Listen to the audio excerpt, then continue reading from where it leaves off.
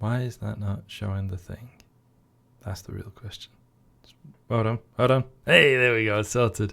Also, the camera's the wrong way around. Ellen Tilumenamenti Elvo, a star shines on the hour of our meeting. Hello, friends. I'm Narelon, Starfire, pronouns he, him. Welcome to the stream. That was a really rushed intro because I had to faff around with the things not being right there. Sorted now, though. How are we all doing today? Hope Sunday's treating you well. Hi, Loomis. I see you lurking there. But yeah, how are we doing? It's painting day, isn't it? We're working more on the Baal Predator. So you've got the turret there. But yeah, so it's still the relatively not as interesting stuff, I know. Doing the big kind of the base coats all around. I really like the model. Hi, Loomis. How's it going? We're getting there, though. We did a lot last week, actually. Well, some of it will need a little bit more layering up, which we said would happen anyway, didn't we? We expected that bit. There's some bits that will need a smaller brush just to go around them, but we get in there. The kind of, like when you're doing any kind of big model, and the bigger the model, the longer it takes, as you remember from when we did the Imperial Knight. You take a long time to do your kind of base coats, and then the further in the project you go, the quicker it all gets, and the less time you have to spend doing anything, or each thing in turn. But we're doing a tank, so it's going to take a while to base coat it. It depends on what colours you do in your tank. But with it being a Space Marine vehicle, it's all the same colour, so it takes a long time to do for that one big stage. But there we are. Let's carry on. Okay, every time because I've kind of had it on one side. I've been doing all the things in my own time. And every time I've kind of looked at it as I've gone past, I just keep thinking, I really like the Rhino chassis vehicles. I mean, look at that. Even without the turret, just look at that. What a great piece of model design that is. Look at that. Look even underneath. Just nice. Just nicely done. I love the Rhino chassis vehicles. I really do. I like there's a whole family of them as well. There's a lot of different vehicles, and they're all, they all have a purpose and a role, and it's like you would have in a real military thing. The only thing you're lacking, I think, is an engineering vehicle. I mean, I guess like an armored recovery vehicle. I guess that's the only thing you're really missing. But anyway, let's crack on. In my own time, actually, I don't want that one for this bit. I want this one. In my own time, I've been finishing the Imperial Knight. I've been doing the base, and I've because the thing with basing is you often have stages where you have to do something and then wait. It's a bit hurry up and wait, like they say about the which apparently is life in the armed forces, by the way. Hurry up and wait. So you kind of have stages you have to do and then leave for 24 hours. We could talk about it a bit more later. And so in between that, I've tried to do them together, but still, gaps like that. So not even necessarily leave 24 hours, but leave a while at least like 12. So in between that, I've been assembling my other Imperial Knight that I got. One that was like a bit of a Christmas present. Was it Christmas and birthday or whatever it was? I can't remember now. There's a whole thing to it. But yes, that's what I've been doing myself. I've been enjoying that. The assembly, I've only done the legs. It's gone a lot quicker than the first time round because second time round I know where I'm doing a bit better.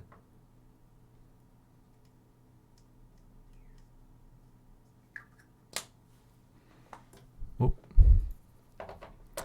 Bit of a crappy weekend, but I won't get into it on stream. I'm sorry about that, Loomis. I'm sorry I've had a crap weekend. I know it's not stream conversation, but if ever you need to talk about anything off stream, you always can, of course. Like in a reasonable hour, though, as I like to joke.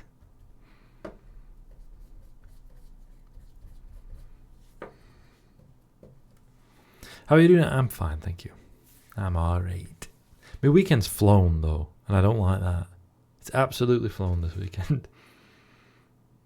Although, it's been good, though. I've enjoyed it.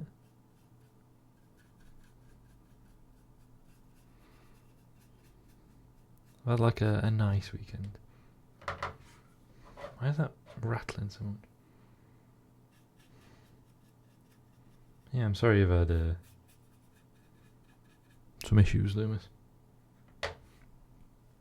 My hair's gone right weird because I've had my headphones on.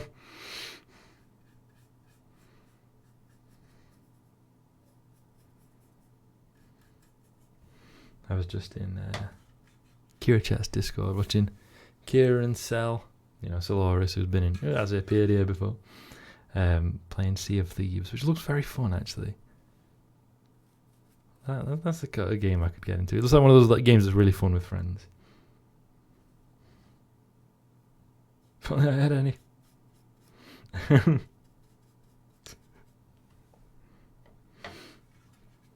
So yeah, I've had my headphones on to listen to the Discord channel, and it's caused my hair to go really weird, which is quite annoying. Maybe I should have left my headphones on, and then that would have hidden the fact that my hair's gone weird. I want to go into a grumble on how a Rhino recovery vehicle wouldn't sell enough so GW would never bother, but actually it makes sense. Yeah, right. They did make, I always say they, Forge World used to sell a Lehman Russ recovery vehicle.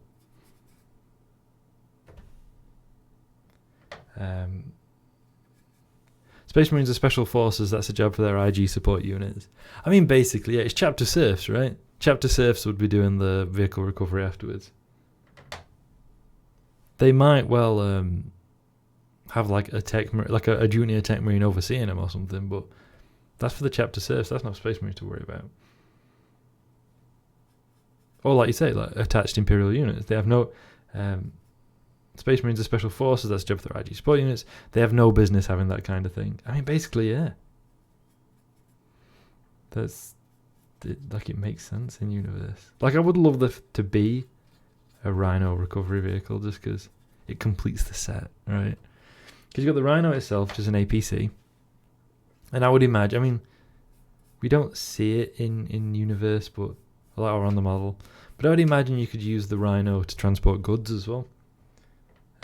Like for material, to carry equipment. I mean, it's like any APC. It's a bit limited because, it's not open top or anything. But I guess you put the back door down, you can get stuff in there. You've got that. You've got the Razorback to make an IFV, an infantry fighting vehicle. I should explain some of these terms as we go into just in case.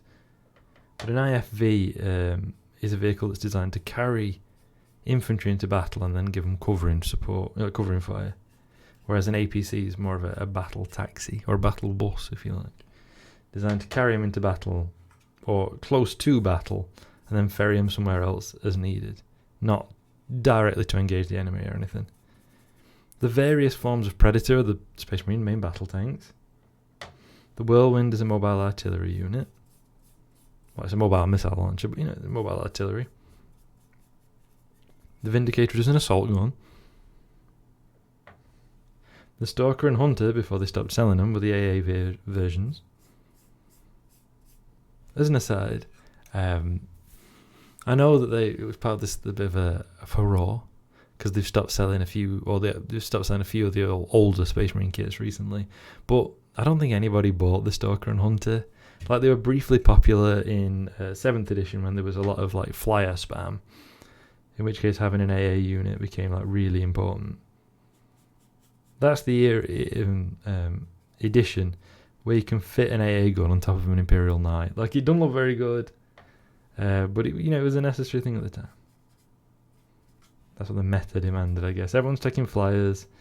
Even Imperial Knights need some way of dealing with them. Stick an AA gun on top of an Imperial Knight. But yeah, they never really sold one. There's the Damocles, which is the command version of the Rhino. Again, that's like a Forge World thing. I don't know if it's got rules in 40k, it has in Horus Heresy. But yeah, like it's got, the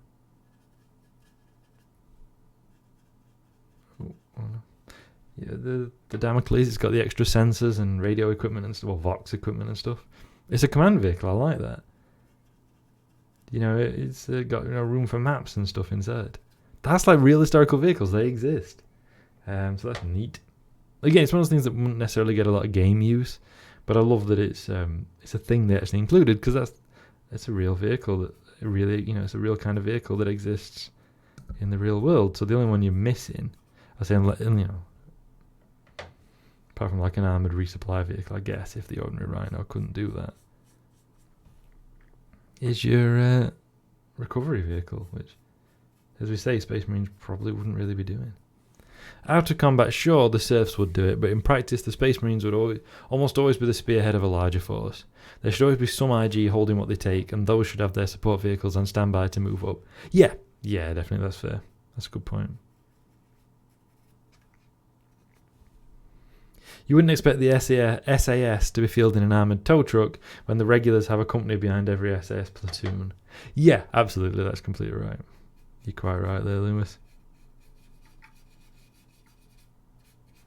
Like, they have a specific job to do, and if you're wasting them on stuff that doesn't merit them, you're wasting them.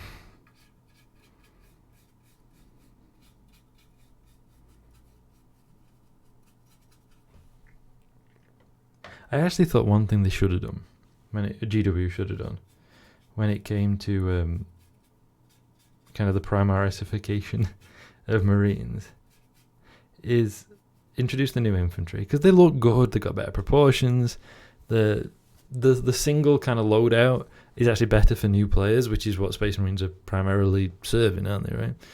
A lot of new players play Space Marines. But keep the Rhino chassis vehicles, because if you've got a new Super Space Marine, they don't need to be driving a tank. Like a normal Space Marine can do that just as well. Like a firstborn Space Marine can do that just as well. And they've got the experience.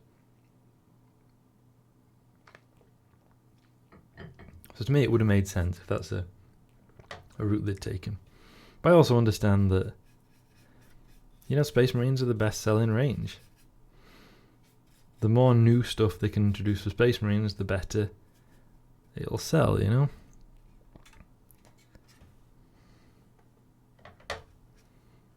So therefore, Space Marines get more new stuff than everybody else because their stuff's more likely to sell.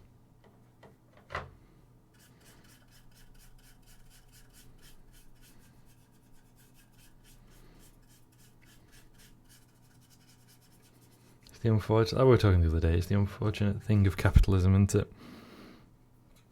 Wait a minute, let me just turn that side. That's better, isn't it? Because then the white kitchen roll ain't getting in the way of the white text. But yeah, I was going to say, Forge World did sell a Lehman Russ armoured recovery vehicle. Essentially, if you imagine a Lehman Russ minus the turret, imagine the Lehman Russ without the turret or sponson, still got a whole gun because everything 40k is armed. And then on the top back kind of thing, up like going from where the turret would be over the engine mounting at the back, you'd got a crane essentially, and I really like that. It's one of those things where I always thought about buying. I've talked about this before. You sort of think about buying it and think, that could be quite fun, and I kind of wish I had, I sort of wish, in like a long-term plan sort of sense, I wish I'd bought they're expensive is the main issue. The Lehman Russ armoured recovery vehicle and the Trojan, which is a Chimera, right? It's essentially a Chimera variant that's designed for carrying supplies, and it has a little crane on top to do it instead of troops. So like the whole top kind of opens up a bit more than on a Chimera. Well, I think they open up quite a lot anyway. And I really like that, but they were like 50 odd quid, and I thought, I'm probably never going to use them in a game. That's...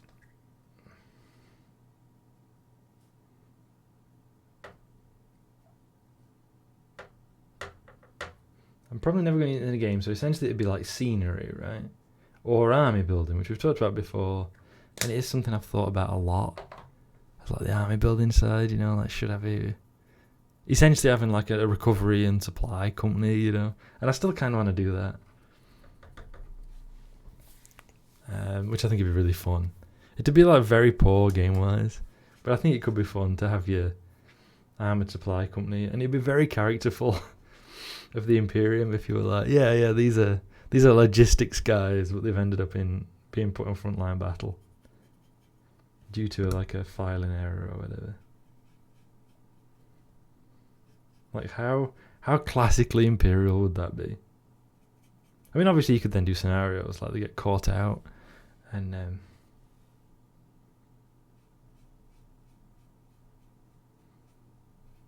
they were doing like logistics, and your Xenos or Chaos Forces or whatever have attacked them while they were doing a supply run. That could be a lot of fun. I think there's a lot of scope for missions like that in 40k that we don't really do because people just do the stand-up slugfests, because that's like the norm, isn't it?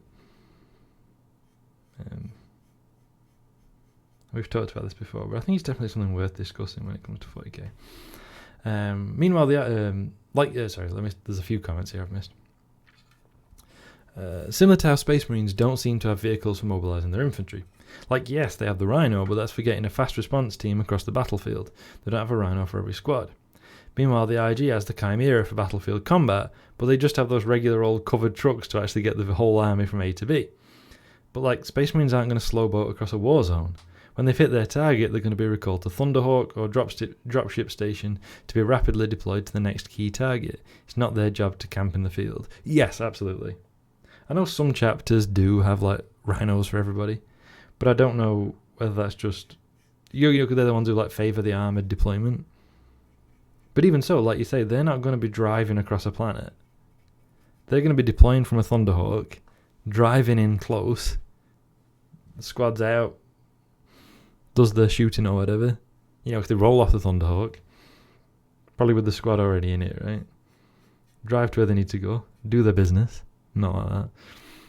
Get back in the Rhino, drive to the Thunderhawk, off you go. But yeah, the Imperial Guard has functionally lorries.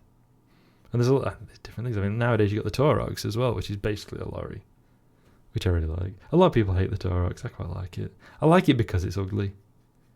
If you've never seen the Taurox, it's like a lorry. Well, I'll tell you what it's like. Have you ever seen the Mastiff?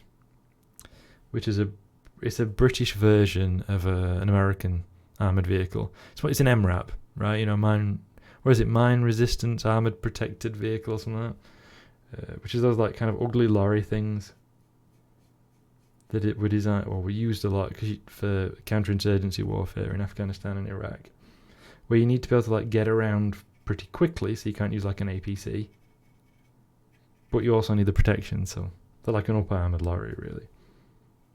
They're kind of ugly, and I like that they're a bit ugly. I like that the Taurox is ugly, because it's got the fancy details, the unnecessary fancy details that you'd expect from an Imperial vehicle, but it's still ugly, and it's an MRAP, like.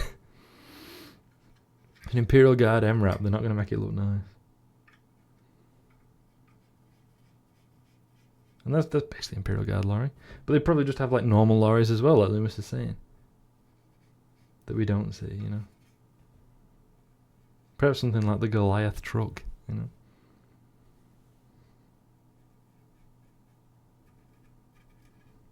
That the Gene Stealer cults have. But yeah, Space Marines are constantly on the move. They're special forces. They're elite. They're not going to sit around. You can't waste Space Marines on sitting around.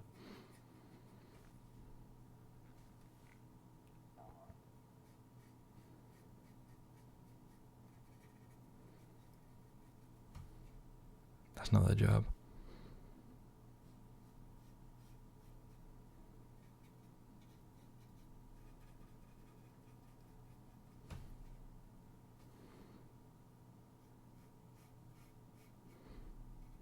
But yeah, I'd got this idea as well. As part of my, because I've got those Imperial Guard, and I was trying to decide what to do with them. And part of me wanted to have the, making. I think I've talked about it before. Making like an armoured brigade with like the different elements that make it up, and to have like a logistics company. And again, like, what would be the point of it in terms of game purposes? It'd just be there to like complete the army building, wouldn't it, once you get everything else done. But in that case, what I'd probably get is something like one of those lorries that you got for Necromunda, painted in military colours, but not camo necessarily, because it's not a frontline vehicle, just in, dark green or something. And then you get, perhaps a Taurox, and maybe a Goliath truck. And there you go, you got like your different vehicles for your logistics company. And they've stopped selling them, but I did consider getting the Trojan as well for them.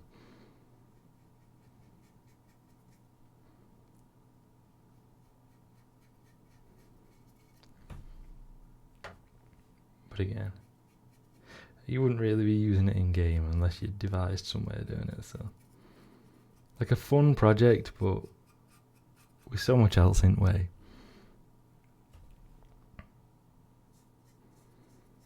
It's not something like that would have like much in-game use. So it always got shunted down the priority list.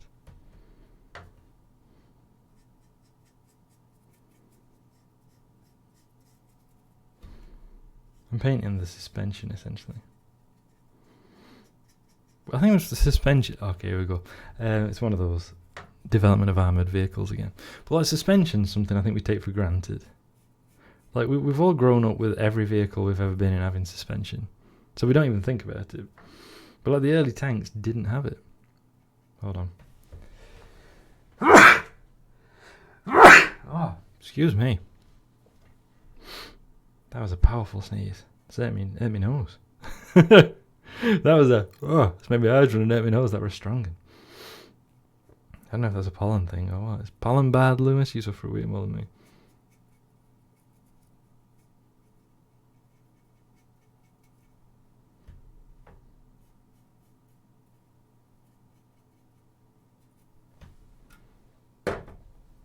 Because part of the problem I always have with the tank as well is that like you've got to hold the model itself to paint it, so that means you end up rubbing paint off. You just have to kind of accept that a little bit. Unless you have like specialised painting handle. The one I've got only works on single models. It's the whole thing. But yeah, so like the early tanks didn't have suspension because they weren't going very fast. So what was the point? And like a lot of civilian vehicles didn't either at the time. If a tank's designed to go about 3 miles an hour, they didn't bother putting suspension on it, which actually limited how fast it could go. Ironically enough, I mean they were designed to go slow anyway, but I don't think pollen's bad today. Oh, okay, cool.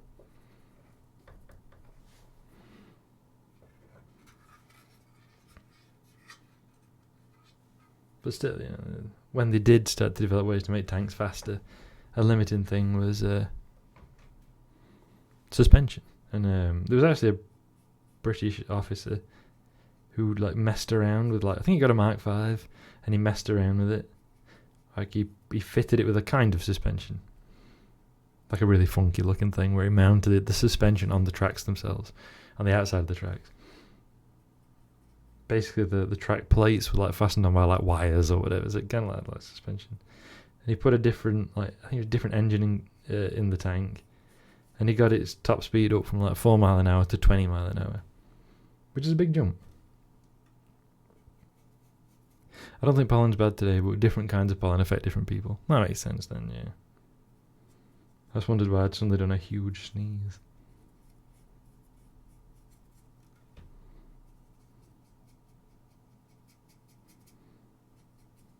I think it was the famous Renault FT, which fitted suspension and could go faster. It's still slow, but like for First World War tanks, it was quite fast. The first of like the modern tanks, you know. But yeah, tanks have to have suspension, otherwise you can't go very fast. They bounce everybody around, and it makes it nigh impossible to shoot straight. Certainly on the move.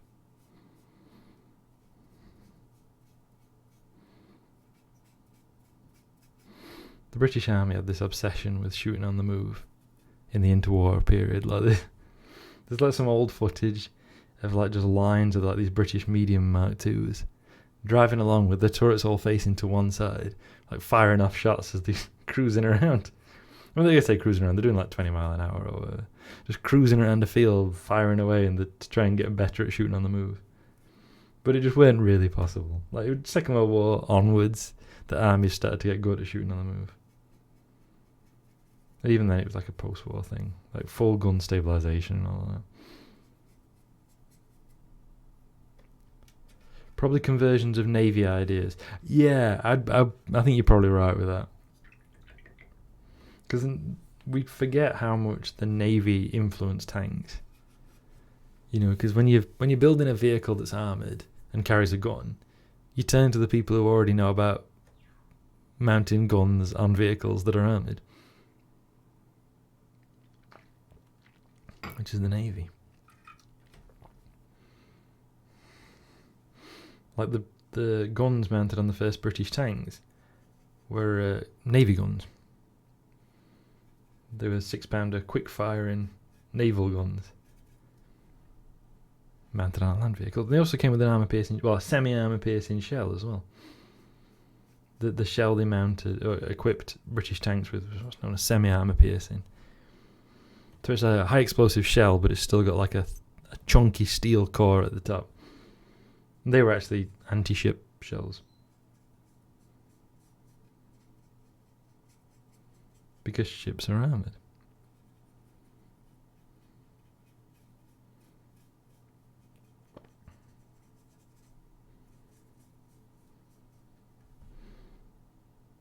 I'm trying to think you can fire on that. Because you didn't used to be able to fire main guns on the move in 40k, depending on the main gun. I wonder if you can't remember if you can now. I've not studied the rules on that. I think you can. I think you just get a hit bonus if you stay still. Because they're going to be heavy, aren't they? As a special rule. The Royal Navy is one of the big developers of the battle cruiser concept. Reducing the armour weight to increase your evasion is actually safer than having heavy armour that makes you a sitting duck. Yeah, definitely. It's the idea that like your first defence is not being seen, right? As I've heard this kind of discussed before. Your first defence is not being seen. Your second is not being hit. Your armour is really there to protect you if both of those things fail. And you kind of see that with post-war tank development. That the Soviets went for very low tanks. They deliberately designed them as much as possible to have a really low profile and be very nippy. So the idea is, you can get them into a position where they can't, you're less likely to be seen, and then you can get them into a position where you hold down, so you're difficult to hit. Meanwhile, the Leopard 1 and some other NATO tank designs, or the French AMX, whatever it was, I forget the number. They were about being manoeuvrable. The idea is you can keep moving, whereas the Soviet ones were about using your speed to get into a safe-ish position. The NATO ones were about keeping moving. Keep moving, you're harder to hit. Unlike British tanks, which were actually designed to just tank hits really, really well.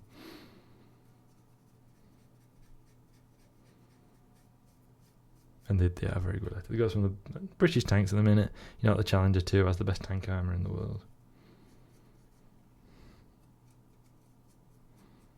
And no Challenger 2 has ever been lost to enemy action. Because when you're designing armoured vehicles, you've got what's known as the iron triangle.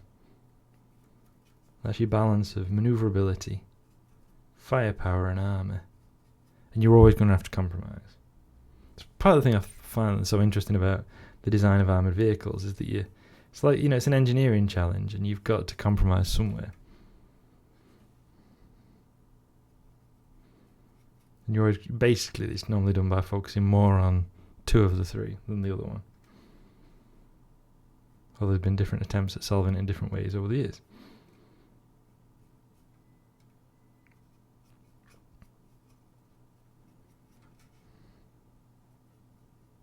So like the Challenger 2, for example, has a very powerful gun and very heavy armour, but isn't that fast. T-74, is it T-74, T-72, whichever it is, has a very powerful gun and is very fast. Not so armoured. That's the trade-off they've made, you see.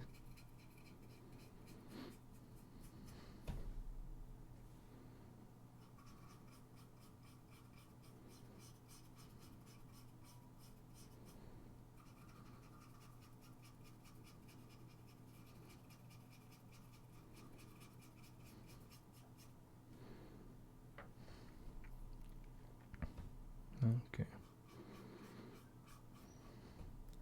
And I guess it interests me as well to see how fictional vehicles apply those kind of design concepts.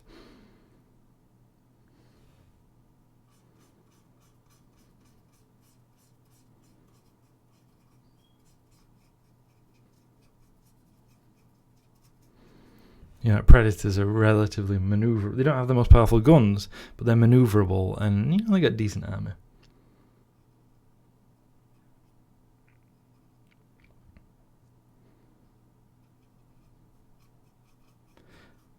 I'll do this as Loomis is doing it.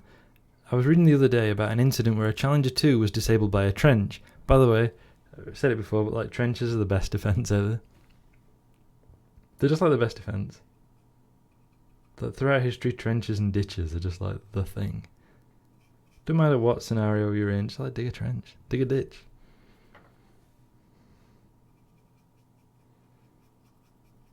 You can never go wrong in a military scenario with digging a trench or a ditch.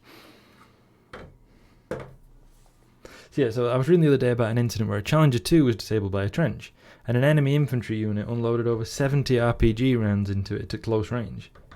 It destroyed the optics, essentially blinding the tank, but inflicted no damage on the hull. They're so tanky. And that's where we get the term from. But they're so tough, Challenger 2s, it's ridiculous. They're also designed as well that the armour can easily be replaced. Essentially you've got the armoured hull and these great panels on the top of it. So if the armour is damaged, they can easily just swap out the panels and get them back into action quite quickly.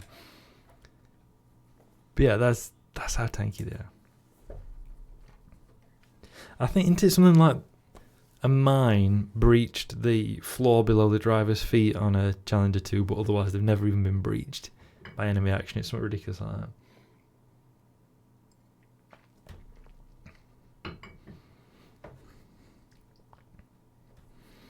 Ridiculously well protected.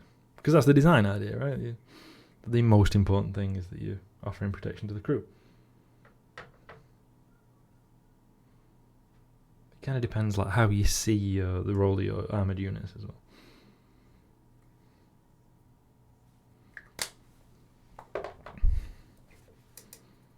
There was a friendly fire incident I think you're thinking of. Is that the didn't some US planes? No, there's the Challenger on Challenger incident, the blue on blue, where one Challenger shot another. The only time a Challenger 2 was lost, it was shot by a friendly Challenger 2. That's it. And it was recovered as well, I think.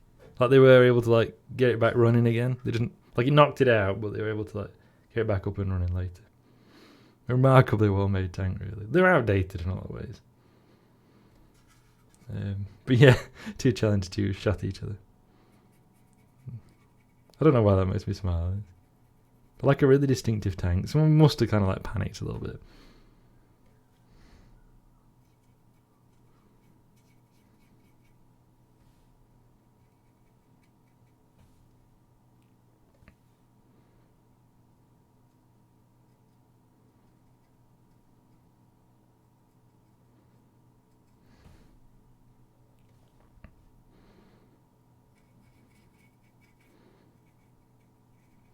Yeah, Afghanistan or Iraq, wasn't it?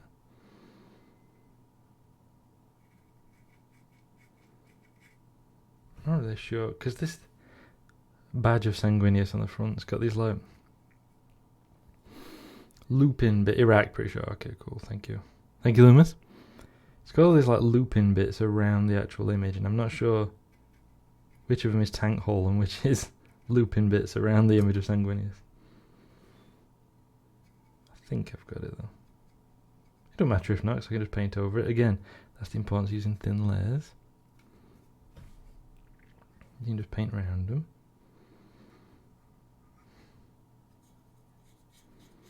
See, I was thinking of tanks.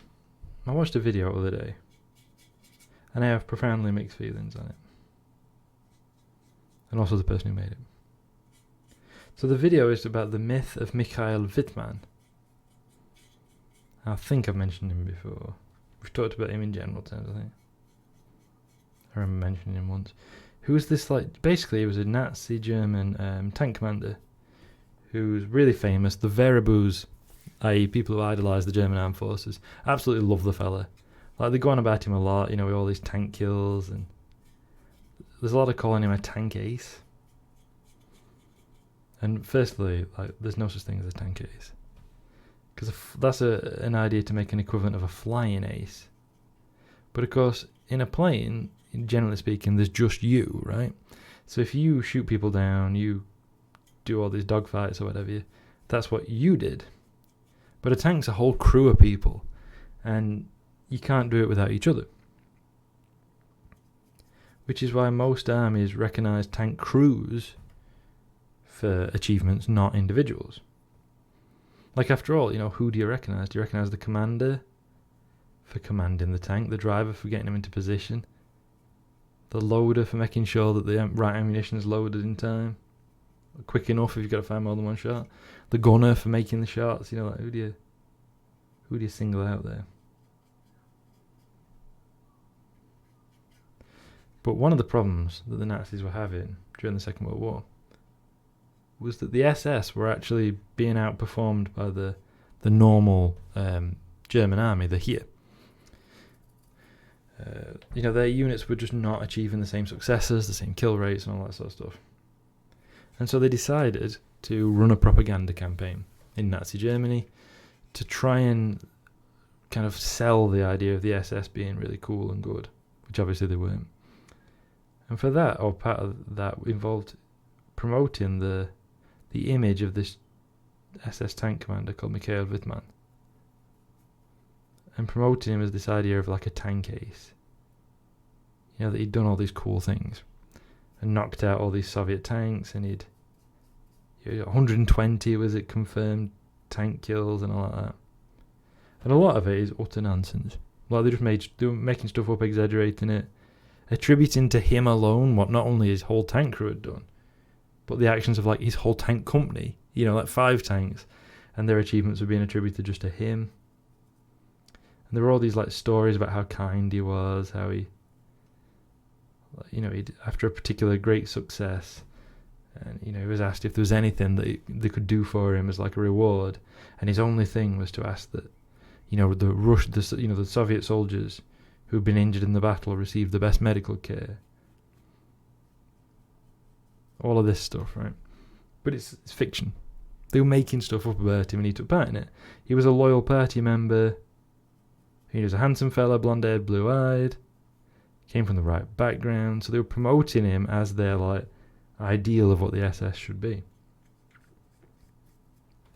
And unfortunately, a lot of people have just like swallowed that myth for whatever reason. They've just kind of accepted that version of events. And that's what this video was criticising, and rightly so. There's a particular incident, bearing in mind that he only lasted a couple of weeks on the Western Front. Turns out if you're in a Tiger tank, which has a really powerful main gun and really heavy armour, like a really long-ranged gun, you can outrange lighter armed and armoured tanks and just shoot them from long range, which is exactly what they did. Whereas once on the Western Front, they're fighting at much closer ranges. Because like in the bocage, which is the dense hedgerows of Normandy and northern France, you can't get those long ranges in. Like, we're not talking about like like a little garden hedge. We're talking about very tall, very dense hedges that have been cultivated in some cases for centuries. So they're very, very dense, and you can't even drive tanks through them. That was a big problem the Allies had, was you have to follow the roads, you get ambushed, it's nasty.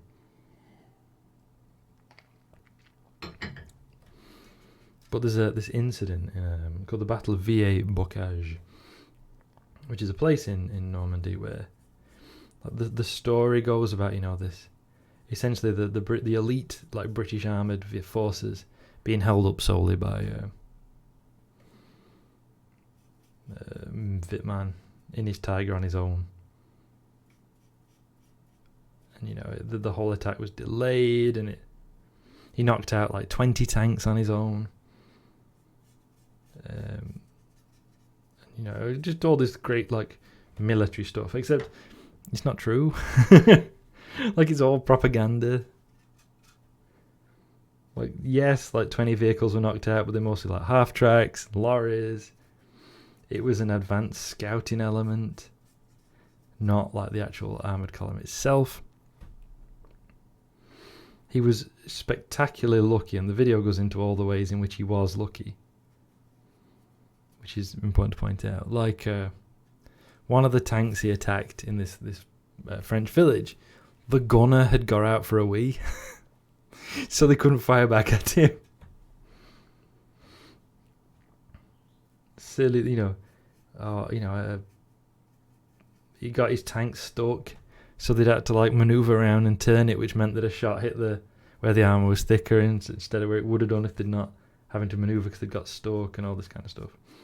It's quite a dramatic incident, but it's built up into this myth, and I think the video was actually really good at demolishing those myths, at demolishing the story, because like he's still a Nazi, right? We shouldn't be trying to turn Nazis into heroes. He's part of this thing that's gone on since the Second World War of trying to like redeem the reputation of the Wehrmacht. Even though he's like in the SS, so it's not even like in the normal Wehrmacht. If you're familiar with that sort of thing, it's called the myth of the clean Wehrmacht. And it's this idea that they were just ordinary Germans doing their duty, honourable men, etc., who were just doing their duty for their country even though they didn't agree with the Nazi stuff. And like, no, that's not good enough for starters. But for the second thing, it was basically because of the Cold War.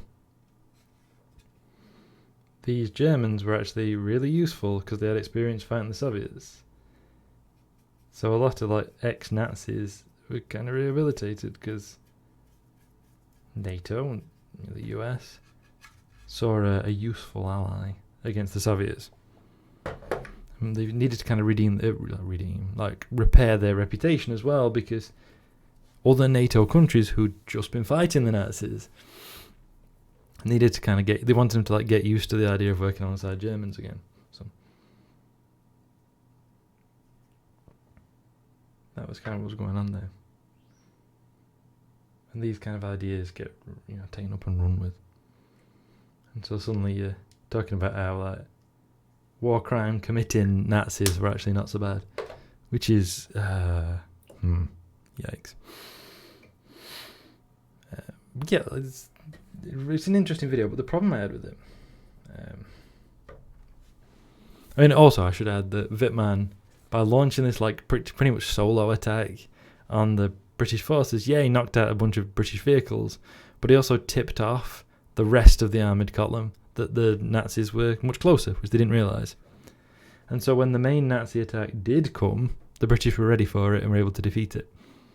Whereas if they hadn't, if Wittmann hadn't launched his attack, then the British wouldn't have known that the Nazis were in the area. They would have been caught off guard, but they weren't because he decided to launch an attack. So he really messed up for him, which is good for us, bad for them. So he's like incompetent as a tank commander as well. There's a postscript to his story before I get on what I liked and didn't like about the video. He's like, shortly afterwards, he led his Tiger company across open ground between two concealed areas, and lost most of his tanks, including his own, and got killed. It was a British fella called Joe Eakin in a Sherman Firefly who knocked out like three Tigers in 12 minutes, which was, normally it was considered that you'd need a number of Shermans to be able to knock out one Tiger, and he took out 3 in 12 minutes, which was remarkable. What makes it funny is, you've got Wittmann, who's got this whole reputation, pride of the SS and all like that. And you got Joe Eakin, who was a kind of slightly funny looking, excuse me commenting it, slightly funny looking shoemaker's apprentice who had like an hour's gunnery training.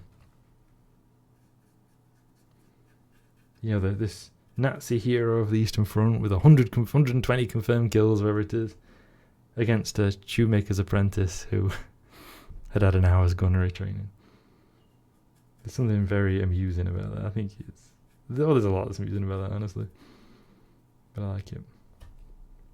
Years later, Joe Eakin was interviewed about having taken out the legendary Wittmann and asked his thoughts, and he said that he believed in the ideals of Hitler enough to get in his tank and kill men, women and children in country after country.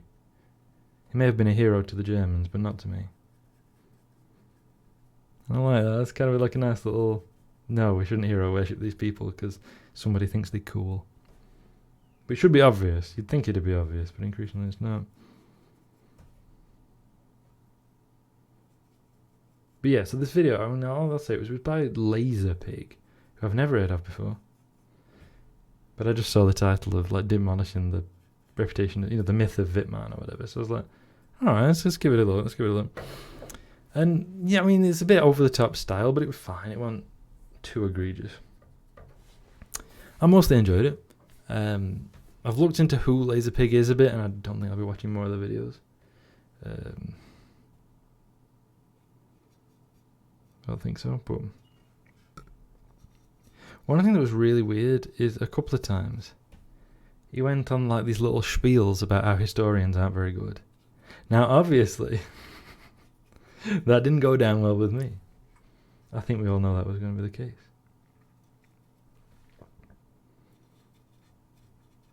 But yeah, he kind of did this thing where he was talking about a historian that I've never encountered. Like, the idea of like creating a person to get mad at. He kind of felt like he was doing that. Like he talks about how, historians worship primary sources. They never challenge them. They just assume that if something's a primary source, it must be true. Like, who does that? That's like the most basic of historical studies, that you don't do that. Like, because that's not to say that nobody does, or that people don't have, biases where they accept certain primary sources as legit. Give them an undue credence and stuff like that, because that absolutely happens. But he goes on and on about how like, historians make all these terrible mistakes and they don't know what they're on about. And that actually studying history at uni is a bad thing, because it makes you less able to understand history. And I'm like, what is this on about? It's absolute nonsense.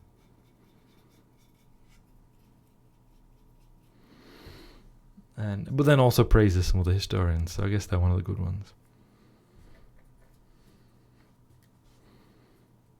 So that was like a weird thing in that video. Sorry, I'm trying to get this particular angle and it's awkward. Painting inside the air vent. The air intake on the back of the Predator.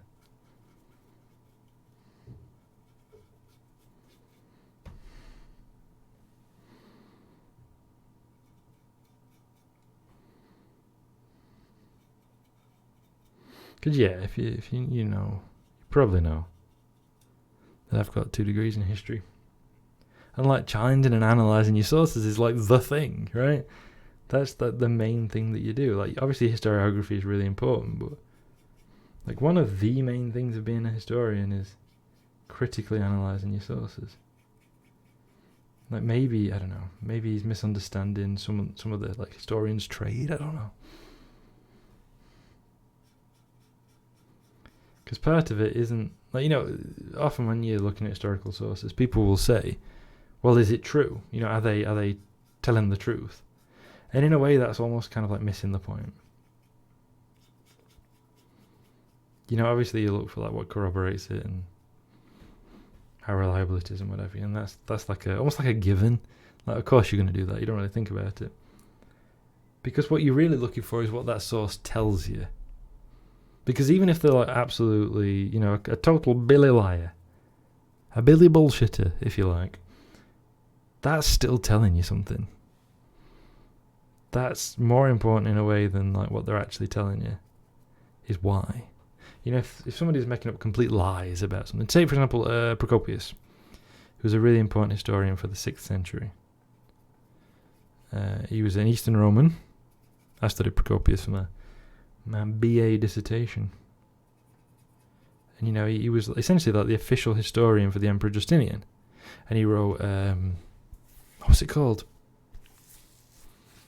It's like the works of Justinian or something, which is like an account documenting all the architectural work around Constantinople that Justinian had commissioned. Something like the works or something like that.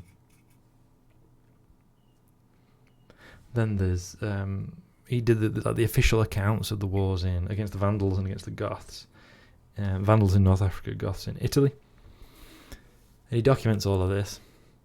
But Procopius also wrote The Secret History, which was to be published only on his death, and it was. And in this, he basically whereas all his other work praises Justinian heavily, this is nothing but criticism. Like it's just ripping into him all the time. And he writes a lot about how, Justinian's wife was really she was cheating on him all the time. He goes off at great length about the Empress Theodora and how she was, actually, she was a former prostitute. And, he describes fairly graphically things that he claims she used to do, involving geese and posterities. Amongst other things.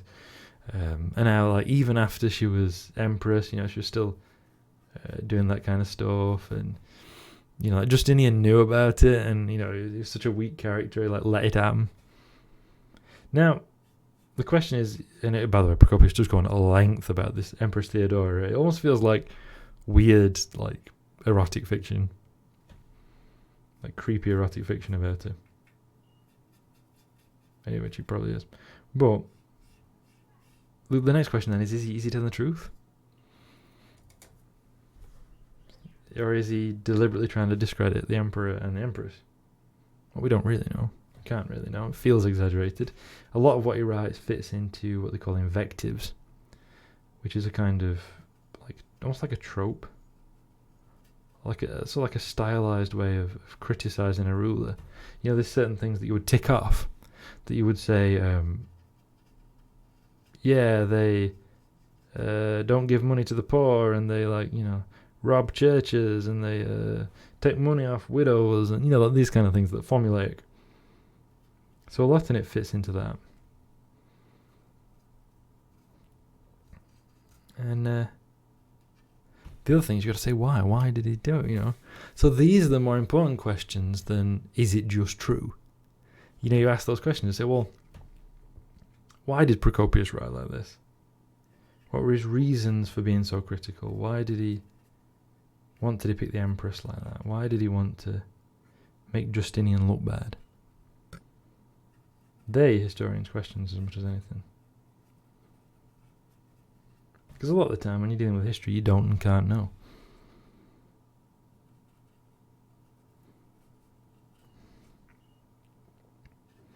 Especially when you've got the same source contradicting themselves. Was Procopius telling the truth when he said Justinian was a genius, or when he said he was a pillock? We don't know. But what we can say is he's analysed instead why he wanted to write that, why he felt the need to do it. One idea is he was pals with the general Belisarius, who Justinian kind of screwed over because Belisarius was too successful. And Justinian may have felt threatened by him.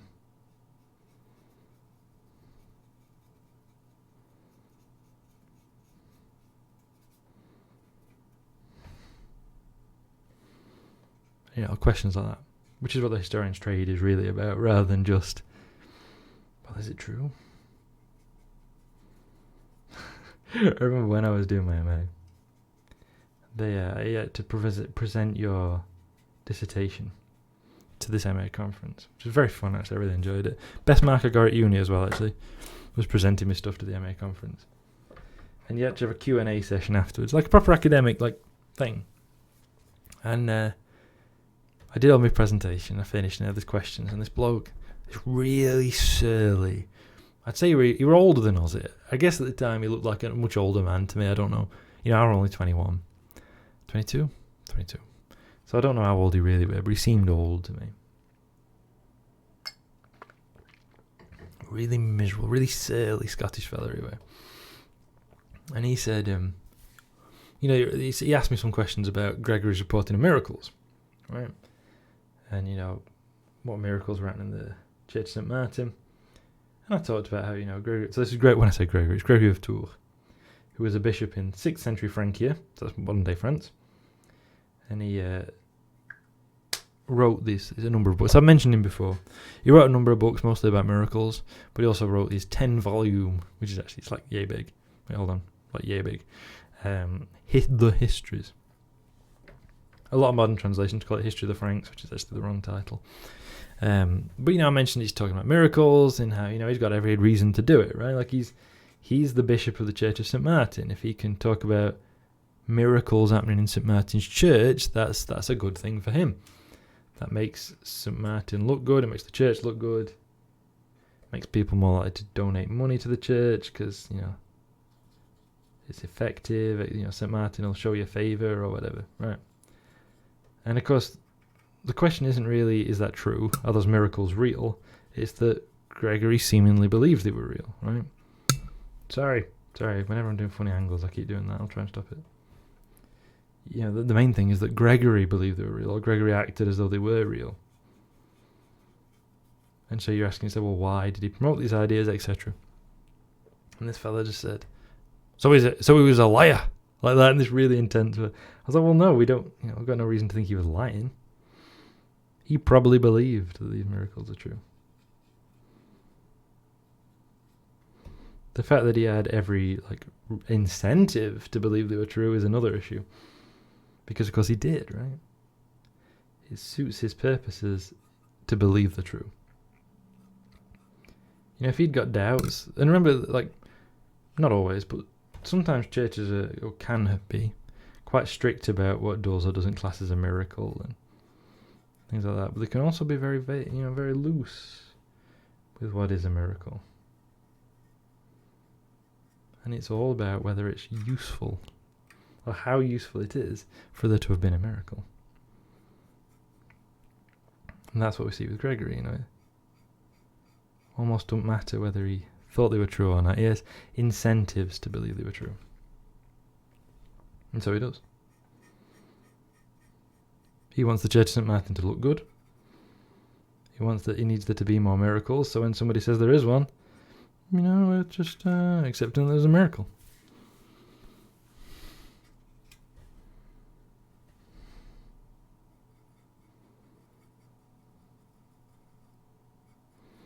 I do miss a lot of the study of history, actually. I really enjoyed that.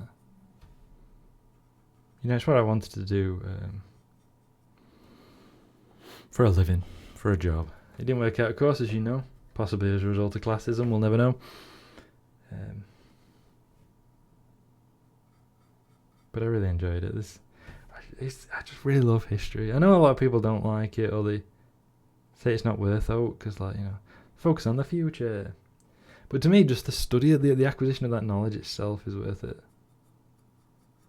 Finding about what happened in the past, how our ancestors lived and died and all that, how they thought about things, whether it has any utility, almost don't matter.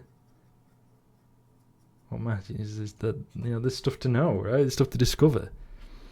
That matters enough for me.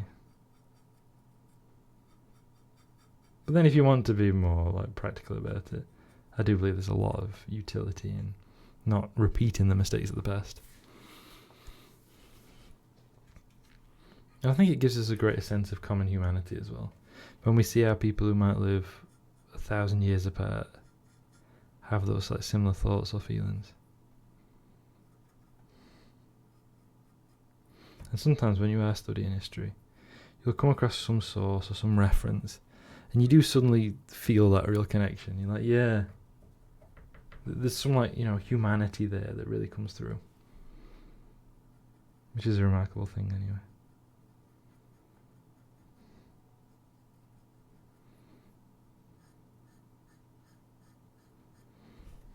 This is a grim thing, but in the histories, Gregory at one point, right, because he's divided into lots of chapters, but the chapters are often very, very short. They might only be a couple of paragraphs. It's technically a chapter, if that. I'll tell you my favourite chapter after I tell you about this grim one. But yeah, Gregory talks about how a plague hit Tours, and it chiefly killed young children. They were the ones who were most affected by it. And he suddenly loses his bit of his historian's tone as Gregory was trying to write history. In the preface to the histories, he says that nobody's writing things down. Nobody's recording history anymore.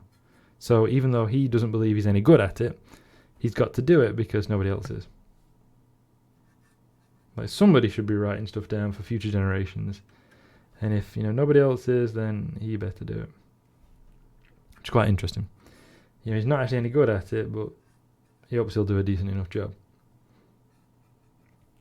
Then he loses his attempt at like academic tone to talk about how, kids are dying. And he says, that the children he baptized, he now lays in the grave. And suddenly it becomes very real. Like you can look with a certain detachment about the wars of Chilperic and Sloddervech, right, and Guntram and stuff.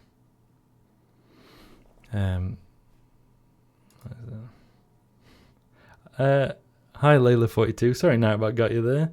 I wouldn't have classed that as spamming symbols. But hi. Sorry, Nightbot did that to you. But yeah, so suddenly you've got something very, very serious, right? And you feel that real connection to a historical figure who lived 1500 years ago. It's quite remarkable. It feels very human. But to counteract that grim story, I'll tell you my favourite chapter from Gregory of Tours is where he talks about visiting the court of King Guntram. And this is literally the chapter. When I was visiting the court of King Guntram, I saw one of the servants of King Guntram, who was the tallest man I've ever seen. Easily 2 foot taller than the tallest man who's ever lived. He was a shepherd. That's the entire thing. That's the entire chapter. I love it. Like that was considered noteworthy for historical record when he was writing his book of history. That he saw a really tall man once. 10 out of 10. No, it's fantastic. I'm working on a tank as well. Oh, brilliant, Layla. What are you working on? You caught me in a grim, and you came in a grim and introspective moment. As I was talking, I've been talking about the study of history, which linked from me talking about a video on tanks, where the person who made the video criticised historians, like wrongly, I would say. Not all historians, but not every historian, I should say. Yeah, what tank are you working on? It's not the first Predator I've ever painted, but I haven't painted a Predator in a long time. I was saying earlier just how much I love the Rhino chassis vehicles. Like, I'm not anti-Primaris, but I don't like their vehicles very much. I don't know. I don't even know what it is. Right? Because they've still got the very classic Imperial lines. They're still, they look in a lot of ways like Imperial vehicles. But I just don't know. I don't know why I don't like them. But I just can't get on board with him. I got myself a Razorback yesterday for my Ultramarines army, and right now I'm working on a kit bash, Bitwork, Chaos Priest. Oh, very nice. That's fun. I've never actually had a Razorback. I like them. They're one of those things that are like I'm always going to get round to, but never did. But yeah, I like the Razorback. I still remember the original, like, goofy 2nd edition Razorback. I mean, they probably Road Trader, but like 2nd edition Razorbacks that had got the the Space Marines sat in the little turret on the top. I always liked that because it was really silly. It looked really goofy. But yeah, what arm is the Chaos Priest for? Is that a Chaos Space Marines, or is that like an Age of Sigmar thing? I'm not opposed to Age of Sigmar, I've just never played it. If it is that.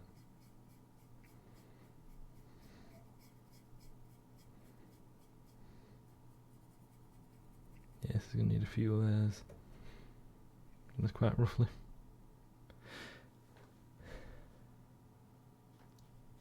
It's a cool one because it actually has an inside room, and actually I have a Marine in a Bolter turret in the front seat. Oh, that's very nice. I like that. That's cool.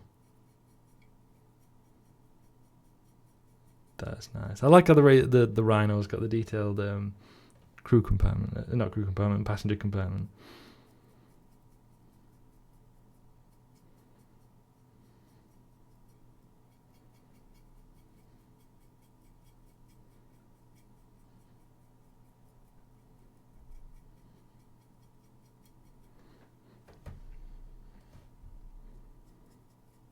I was talking earlier about how the Space Marines have got like a vehicle for every occasion in the Rhino line. How I like that. You've got Razorback, which is your IFV, and so on. I just think I like a nice range of choices as well.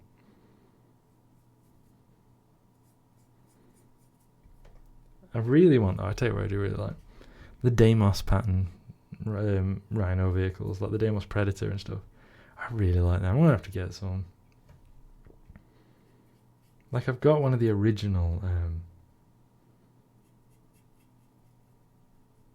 Deimos rhinos.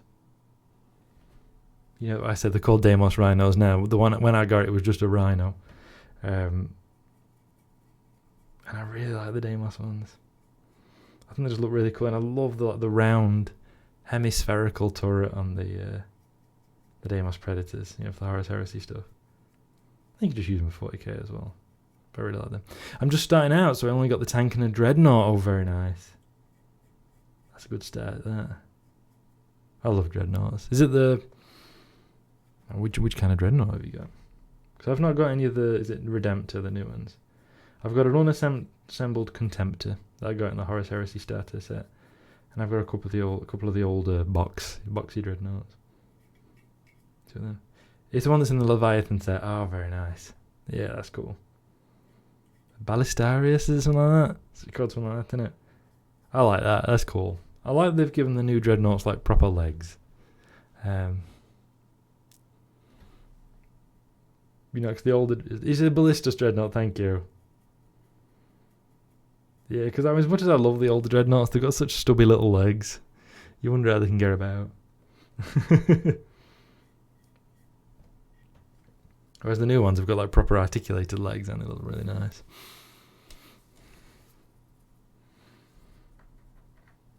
I've been collecting Space Marines for a long time, but I'm kind of redoing them a little bit at the minute. And the idea is I want a Flesh Eaters army that I can use in Horus Heresy or in Warhammer 40,000. That's the idea. The mildly annoying thing for me is I'd got this idea when I decided to get the the Horus Heresy set, which was a present from my mum and dad for passing a work exam plus Christmas, like Christmas plus work exam together. When I decided to do it, I was thinking, what legion shall I do? What army shall I have? How shall I do it? And I thought, well, let's go back to Rogue Trader, because the Horus Heresy armor is modelled on the stuff that were in the original Rogue Trader. Let's choose one of the chapters from Rogue Trader that people don't do so much, and let's make an army of that. I thought that'd be fun. And they're red like Blood Angels, so I can just use the Blood Angels rules. It'd be great. And I can use it in 40k as Flesh Eaters. That'd be a lot of fun.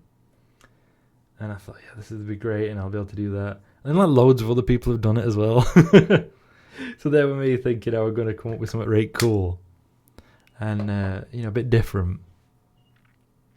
But no, apparently everyone's doing that. And in fact, in the Horus Heresy, Liber Astartes, one of the, chapter symbols for the Blood Angels Legion is the Flesh Eaters symbol, so I'm not even inventive in that regard. Idea, make a dreadnought with very small stumpy legs. They look kind of cute with the they look kind of cute with their little legs. I like that. They don't look like they could walk. And you get stuff in novels and things where they kick things. And it's how? The legs are so small. How are they going to kick anything? I really like the Venerable Dreadnought as well. That's one of the older types. And it's all decorated. It just looks nice.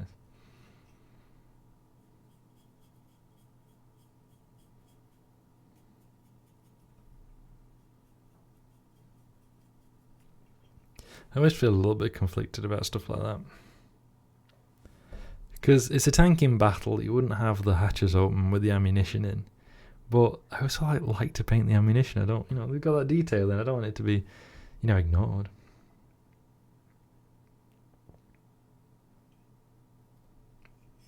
I don't know. Holding it by the gun's not a good idea when the gun can move. And my priest is getting kind of big. It's going to be as big as a dreadnought, I think, if not bigger. Oh, that's cool, though. It's really cool when you have a big centerpiece kind of model. I've just been working on my Imperial Knight. I've got a Knight Errant that I got in 2014 when they first came out, and then did nothing with until last year. Because it's such a big project, I kept thinking, I'll do it when, when I've not got any other projects on, or when, when I've got my skills even higher, all of that. I'm making excuses, basically. And then I decided to do it for stream last year, this year. So like end of last year, I assembled it ready to do it on stream. So it actually gave me like a reason to do it, which is nice.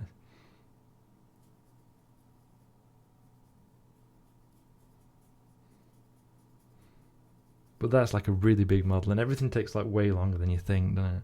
When you're doing something big. You think, oh yeah, this will not take that long, and it does.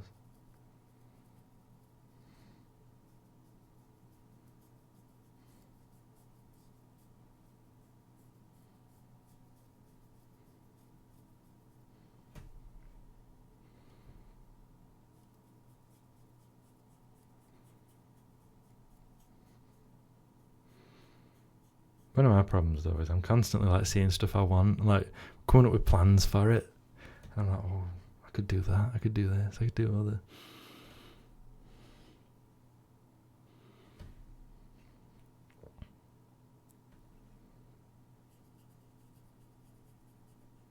It's like constantly. I need to work on scenery at some point. I've got so many scenery ideas. I thought before we finish today, remind me, if you still, you know, for anybody who's here, remind me before we finish today to get, because it's just in the other room, to get me Imperial Knight so I can show you, because it's, apart from some minor neatening up, it's done now. Like I've done the base, everything's done. I just need to do some minor neatening up where, you know, I've slipped with paint or like little things I've noticed, you know, like where I've been handling it or whatever. I need to get some varnish actually. So I want to get it properly varnished. So I don't intend to like repaint it or do any extra like that. Once it's done, I don't intend to like keep tinkering.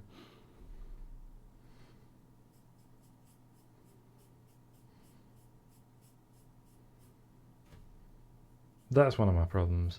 I'm like Tolkien. You know, he constantly like re-edited his books and abandoned them and started them again. And it was only when there was like real pressure to get it published that he ever actually like finished it. I'm like that with models. I'm constantly like repainting them. I'm constantly like going, oh, I could have done that better. Just like non-stop.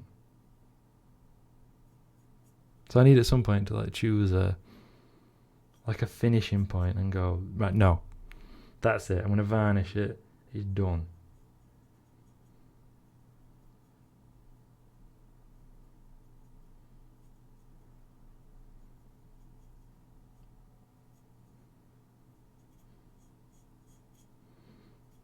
Let's do that actually.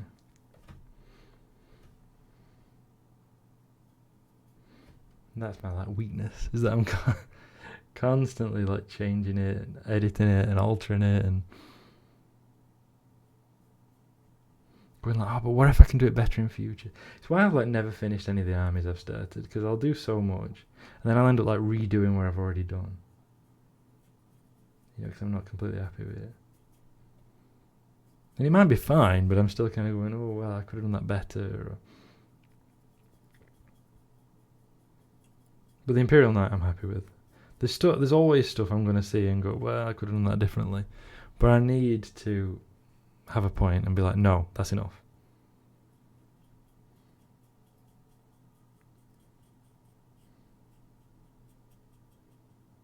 Like paint something else.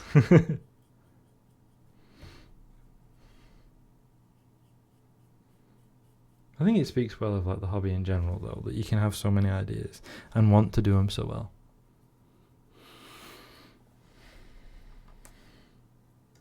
No, that's good, right? This speaks to it, being invested in it.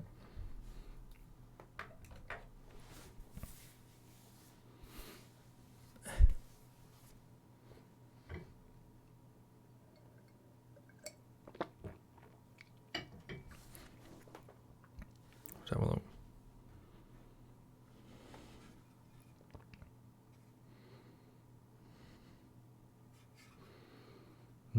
That's okay. That's mostly what we want for this stage. It's not 100% perfect, but we're going to do some more layers on it. So for now, the chassis is mostly done. There's little bits around the cameras that need doing. And I probably want another layer on the gun mantlets.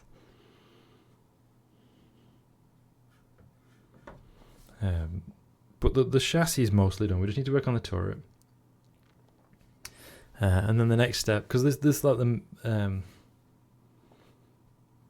main kind of like body of it is just gonna be that red, you know. But then we'll just do the different metal colors and stuff. That'll be the next thing. The metal thing on the glue is full of glue again. Damn it! Yeah, that happens a lot. I don't know because somebody said you'd not long since started, so I don't want to tell you something that's obvious. I don't want to, you know, talk it down to you.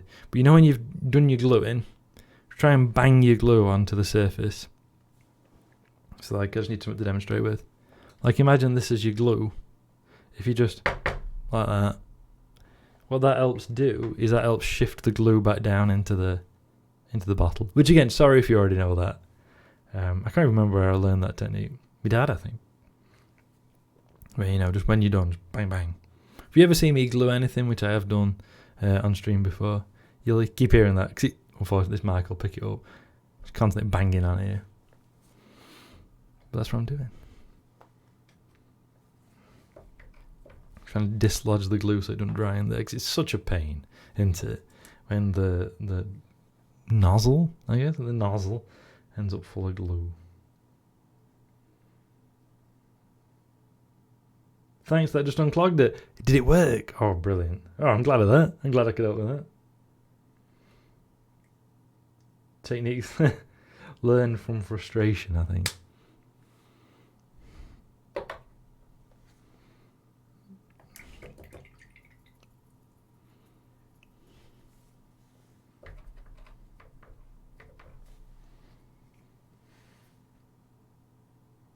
Alright. So yeah, what I'm doing, for anyone who's like just kind of catching up, is I'm just painting the base coat on the general hull armour of my Baal Predator. I'm going to do several relatively thin coats, because you know that's the important thing to do. We don't want to obscure too much detail. We don't want to obscure any detail if we can.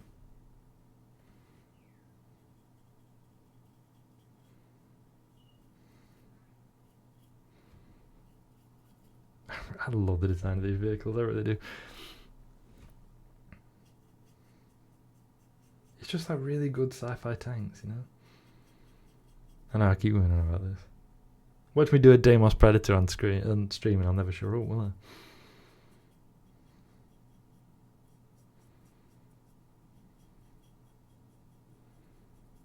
I've told about it before. I really like the design of the new Rogel Dawn tank. I think that's just a really nicely made tank. Pardon me when it gets to them. Did you ever see? I don't know if anyone saw it. It was on like publication, like promotional GW materials. They'd got before the Rogel Dawn were released actually, so it was like an early glimpse. They'd got one they'd done to like it burned out. Like they'd painted it rusted over, like the tracks splayed off, and I don't know how, but they'd bent the barrel of the gun down so it like it had heated up and melted, and just like bent, and that was so good. Like, it looked like such a cool like addition to the scenery.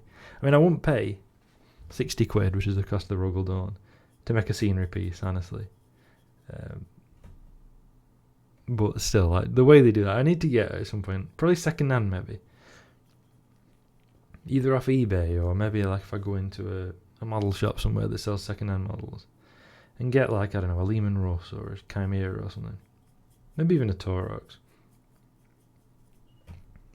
And like wreck it and make it look like it's been wrecked and then have that as a scenery piece. I'd love to do that.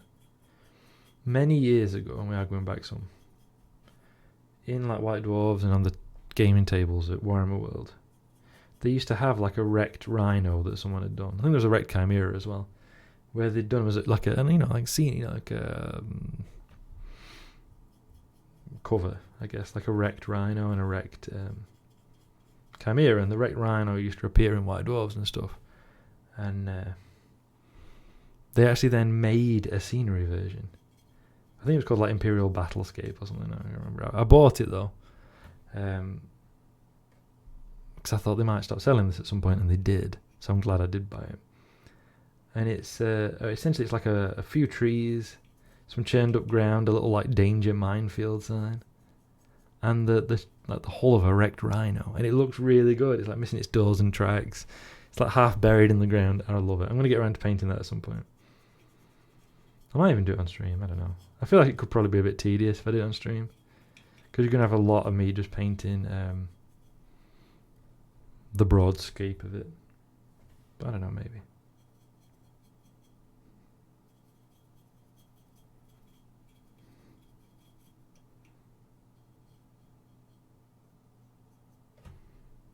Well, we'll see how the mood takes me when it comes around to it. I didn't mean to do that. Got a bit of paint on the optics. I mean, it don't matter because I'm going to paint over it, but like it's easier if you can avoid getting paint where you don't want it, even if you're going to just paint over it. Because the more layers of paint you put on, the more likely you are trying to obscure in something you don't want to obscure.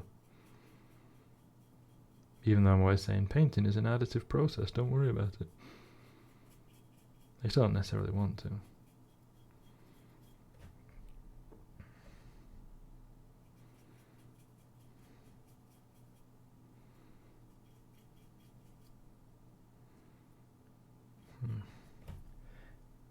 So once, now I only need big legs for my priest and then it's done. Oh, very nice. That's cool. Kit bashing and stuff's really fun, isn't it? Like putting the different bits together like that. Hey, B-Rat, how's it going? I'll have to be Red Planet soon, won't it? Still painting me tank. Still working on, you know, when I've got my Imperial Knights done. Maybe when I've got my Drukhari done. I want to work on my scenery. I need to start working on, like, my scenery. I know I don't really play many games. But I really want to work on my scenery. And I've got so many, like, ideas to, like, make the battlefield look like, I don't know, an Imperial depot or something. Be like a fueling depot that's been overrun or partially abandoned or something. The main torso is literally made of the front part of a dreadnought. Oh, that's cool. I like that. I love those sarcophagus fronts. But anyway, how you doing, B-Rat? I hope you're having a good day today. Hope things are better in Slovenia. Since the floods last week, I hope things have improved there.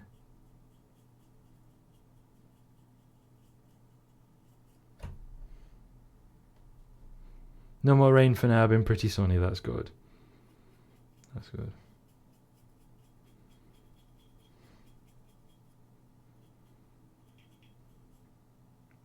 I had some Titan armor parts which make it look even more epic. Oh, that's really cool, Layla. That's cool. I love Titans and the design of them. That's really neat.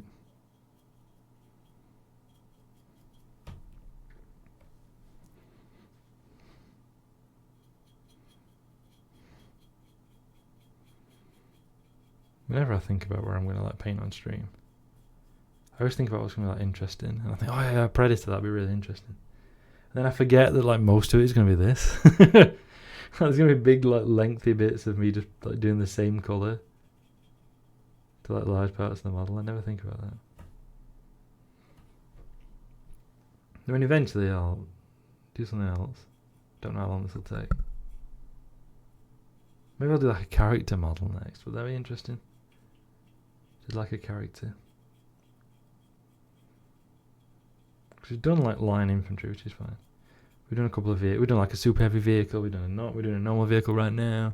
We've done a monster. I assembled some stuff. That didn't go down as well. People weren't bothered about that. I don't think people really want to see me assemble stuff. So that one kind of out, that one, you know.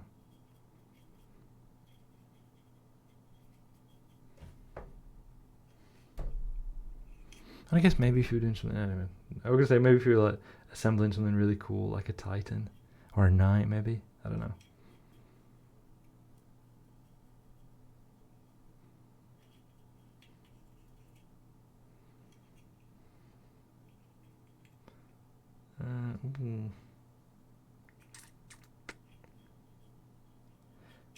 For some reason, like when I started doing my Space Marines originally, when I started, like, not originally back in 90s, but like when I decided to do my own chapter with their own colour scheme, I decided to do the weapons black. Like, you know, the housings on the weapons black. And that's just become a thing now. Like, all my Imperial forces have black housings on the weapons. And same with Madrakari, actually. I just had to like make it a thing of my armies that they always have the black like housing on the weapons. You're coming on, aren't you? I'm never sure whether to paint the turret ring because that's going to move, so that'll like screw up the paint off.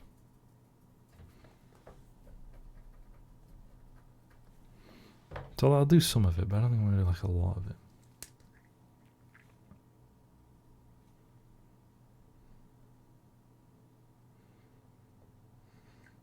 Yeah. Like, I'm not going to spend a lot of effort. Oh, apparently Red Planet's late today, so we've got more time to hang out. That's cool. So what we'll do is when they do go live, we'll raid in. How about that? How does that sound to everybody? If you don't know, Red Planet's a really cool stream. Political stream, you know. More time to smoke before stream. Be right. You know Kira doesn't like it when you smoke.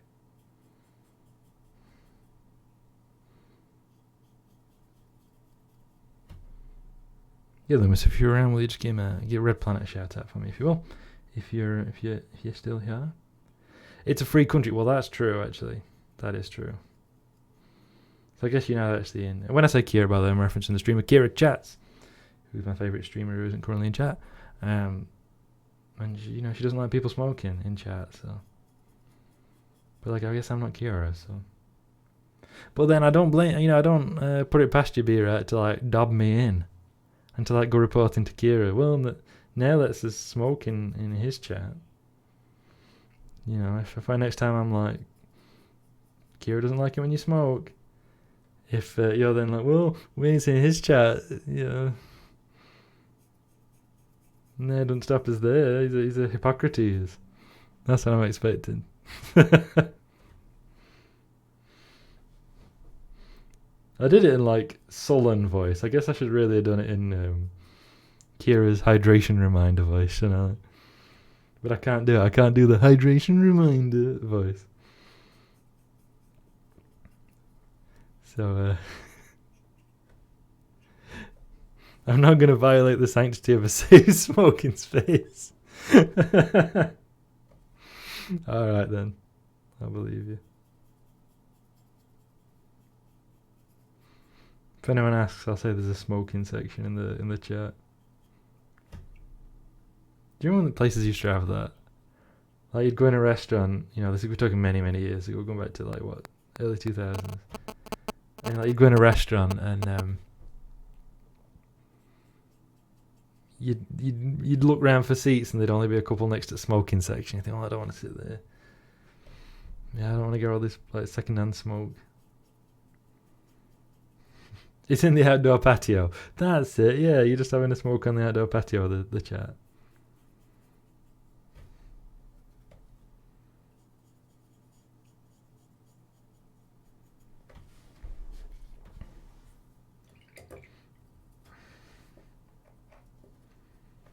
I'll tell you, when I used to go to uni, I used to go on train.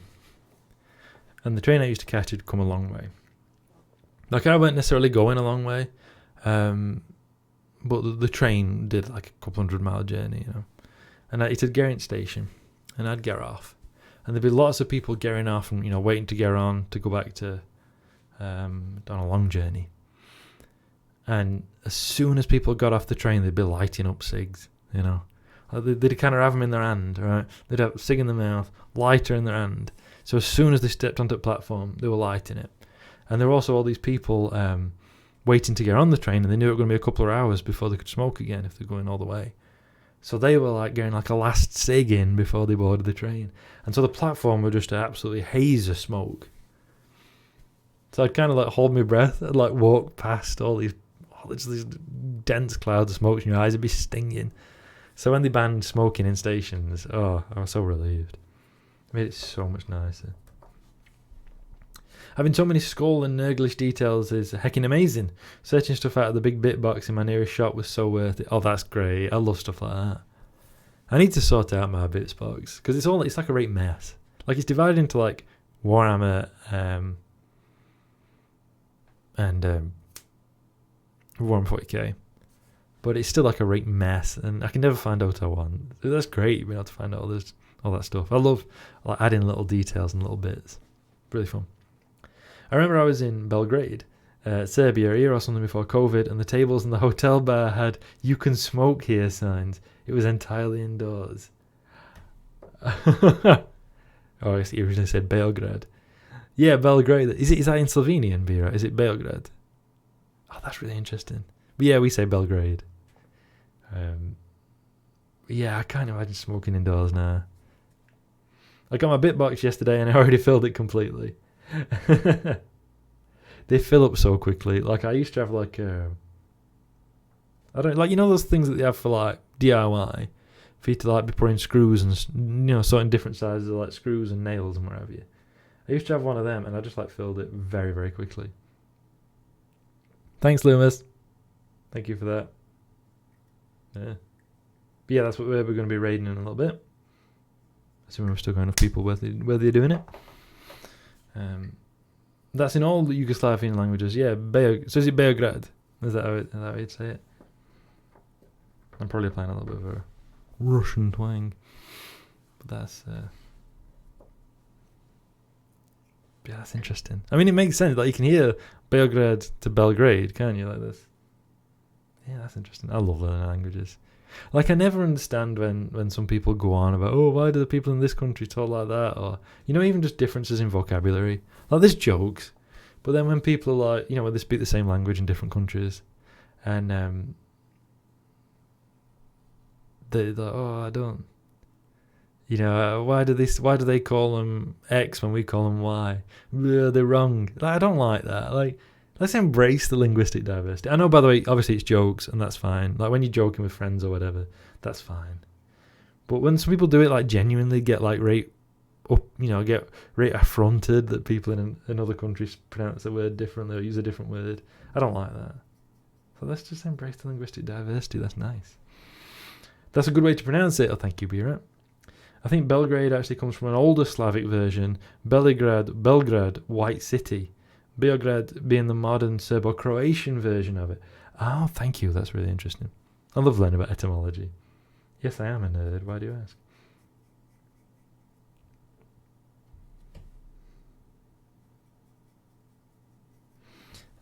I'm so glad smoking is banned in most places now. It was awful. Yeah. Just indoor smoking and stuff. Just...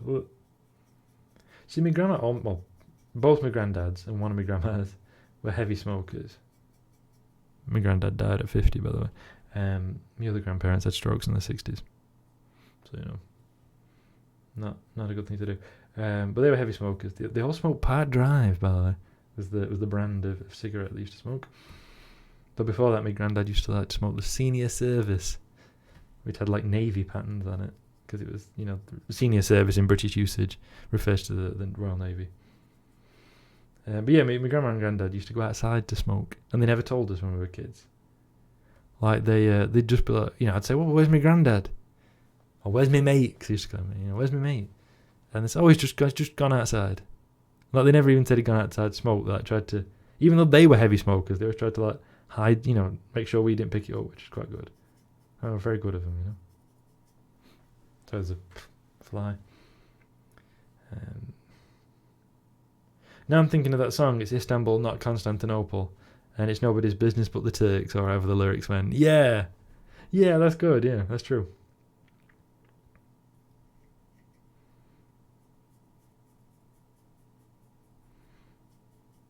I really like linguistics. I mean, you might know this, B, right? Because you're a bit of a Tolkien geek as well, aren't you? But the Black Speech of Mordor, he's actually inspired by, not based on, he's inspired by Esperanto. You know, the created language that was intended as a way for like all of us to be able to communicate together, I guess. And Tolkien absolutely hated it Firstly, he thought it was ugly. And Tolkien was great. He always talked about the feel of languages. He always said that like certain words, certain like phrases for him were like drinking a fine wine. So he found Esperanto ugly, so he hated it for that. But also he hated the idea of a language replacing other languages. And he talked about it with like the influence of English on the world as well. Like he wrote letters where he like really lamented that English was so popular, and that that it would replace or be used to replace other languages. And so Sauron's Black Speech, that is invented by Sauron to be a single language for all of his followers to speak, and it sounds ugly. So that's Tolkien just straight digging at Esperanto, which he saw as a language that was intended to replace others and was ugly. I love that. Tolkien, do I hear big amazing story, man? Yes, you do. Yeah, you a Tolkien fan too, Layla. Like I'm a big Tolkien fan.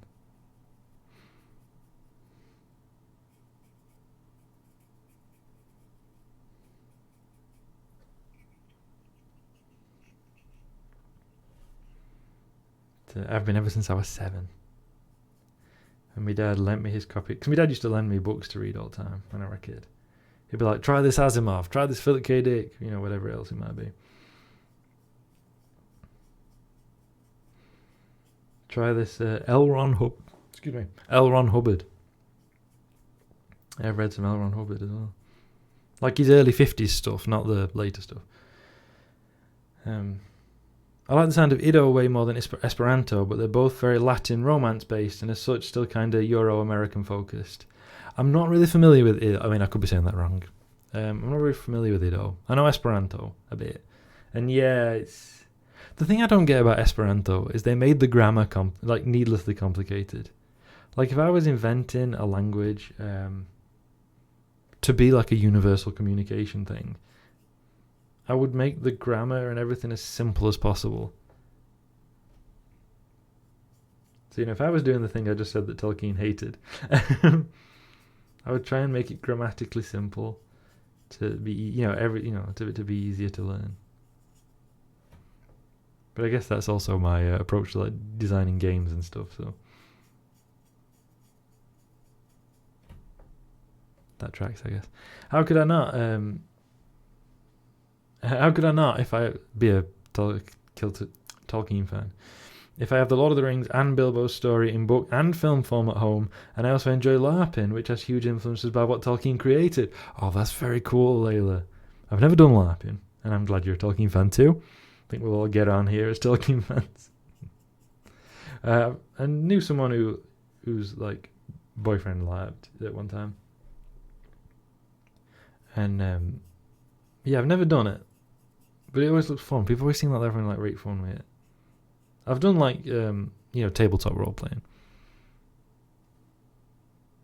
But yeah, like Tolkien's had a massive influence on fantasy. Like I know whenever you talk about it, you always get some contrarian who's like, well, actually, I think Michael Moore, whatever. Tolkien's has such a massive influence, whether it's on D&D or Warhammer. I mean, Warhammer was also influenced by D&D. It's enormous. I do think we have to be careful, just as an aside, because when Rings of Power came out, a lot of people were comparing the stuff that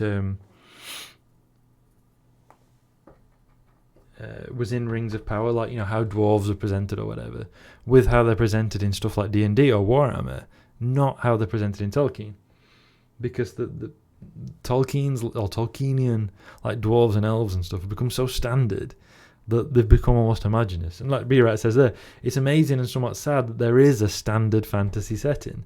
Yeah, absolutely.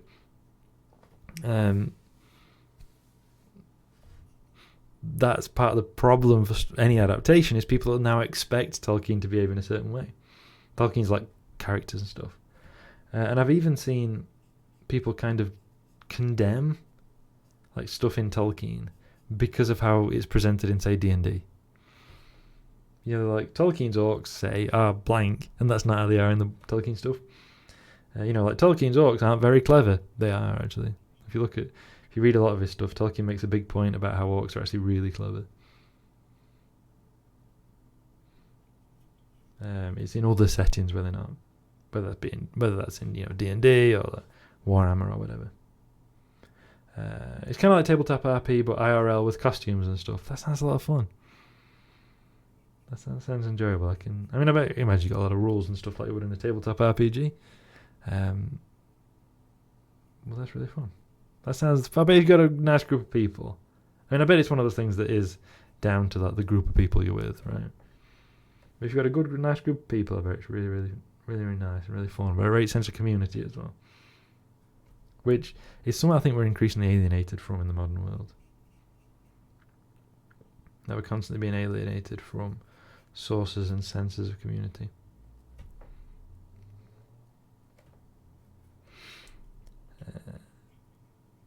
The Tolkien orcs are kind of like the orcs in 40k. Leave them alone and they're going to become a very huge and ugly problem. Yeah, I could definitely see that. There's an interesting bit in the book. I don't want to get too much into it now, because if I'm not careful, I will go down a massive Tolkien rabbit hole. But I think it's really interesting in when Frodo's been captured in Cirith Ungol, and Sam, wearing the ring, overhears those two orcs, and they're talking about how all they want to do is get away from Sauron and set up on their own, and they serve him because they're afraid. And they're still intending to live a life of robbery. But I think that's really interesting, as giving them they don't actually want to serve Sauron. They're not innately they're not born to it. They've been raised to do it, but that's not their very nature. And that's really interesting. Birat says I'd avoid declensions and stuff in a conlang like that, and just go for fixed word order in sentences, etc. Yeah, I think I'd do the same. Loomis adds that part of the idea for Esperanto was for sentences to be as unambiguous as possible, which is why it has lots and lots of rules. Yeah, I suppose when we were talking about the design of armoured vehicles earlier, and we were saying about how it's a trade-off. If you have more armour, it's going to be slower. If you have a bigger gun, you're going to need a bigger engine, which means you're going to have more armour and stuff like that. In the same way, when you're doing a language, you've got those same issues if you're creating it. Do you have more rules to make it less ambiguous? But then you've got more rules, so it's more difficult. Always a variety of problems there. I've always found these ideas of fantasy or sci-fi races having all these immutable characteristics deeply troubling, but I'm also not sure how to avoid them or make an interesting story. Yeah, absolutely, Vera. I agree. I think having anyone, where they're naturally evil. I know Loomis has talked about this before, so Loomis will chime in perhaps about how in D&D it's a cultural thing rather than a racial thing. But yeah, definitely, I don't like the idea that any species is naturally this or naturally that. And that's actually something Tolkien grappled with as well. Because, of course, it's what Tolkien's always accused of, right? Orcs are innately evil. But Tolkien actually, in a lot of his essays, his own notes, his essays, his letters, you can see Tolkien really grappling with the idea of are orcs innately evil. And he basically comes down on the side of no. But that because they've been essentially created by Morgoth and then taken over by Sauron, they've never really had a chance to be their own people. That they're constantly being pushed down a certain direction. That their culture is constantly being steered towards being aggressive and violent and merciless, because that's what Morgoth and then Sauron needed for soldiers. Which I think is actually an interesting comment about what society needs from its soldiers as well. But again, that's a whole other conversation there. But yeah, Tolkien didn't like the idea that orcs were innately evil, because they can talk and think and reason, which for Tolkien's Catholic theology means they must have souls. And if they have souls, then they must be able to be redeemed and forgiven, because Tolkien believed that about God, that God would forgive. Therefore, they can't be innately evil, because that wouldn't be right. So I think that's really interesting. It's something that gets overlooked. So, and like Birat says, if you're doing them with an interesting story, how much chance do you get to really delve into that stuff? How much chance do you get to really evaluate it or talk about it? Which is very true. How much can you derail your story to have orcs muse on their own nature or something? Same goes for Bloodlines and The Chosen One / Born to be a Hero, etc. Yeah, I don't like that either. Like, I know it's a convenient storytelling device. And obviously it goes back a long way. Even though, you know, we can understand that a lot of that, like, hero with 1,000 faces stuff is actually very problematic and based on a relatively limited range of stories. It was a very influential book called Hero with 1,000 Faces, with the idea that stories in fiction all fit into like a few tropes or whatever, or majority do or something. And it was actually based on surprise, surprise. It was based on a relatively limited range of stories, which we'd probably expect. Very Eurocentric, etc. But yeah, I don't like I understand it's an easy storytelling device. But yeah, I don't like the Bloodline stuff and Born to be a Hero. And yes, I know it's in Tolkien a lot.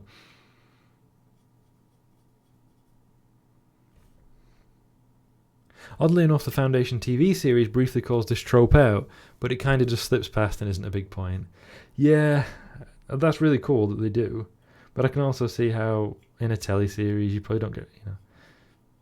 I can see them not having the chance to really delve into it. So we've talked before on here about how much interference there is from like networks and studios and whatever when people are making a telly series, and so they often don't necessarily get to include what they wanted to. As an aside, I've just watched I'm a Virgo, which is on Amazon Prime. I don't know if it's on anything else, but it is available on Amazon Prime, and that's really good. It's kind of absurdist or surreal. But it's very good. I only heard about it because Kira Chats was recommending it. She described it as based, I believe. But it's very good. I haven't seen that yet. I'd recommend it, Bira. I think you might find it interesting. It's very weird. Like I'd almost call it like magical realism. You know that where like it's technically the real world, but stuff happens that is beyond the real world or doesn't quite like add up or whatever. If that's the proper definition of magical realism, I don't know.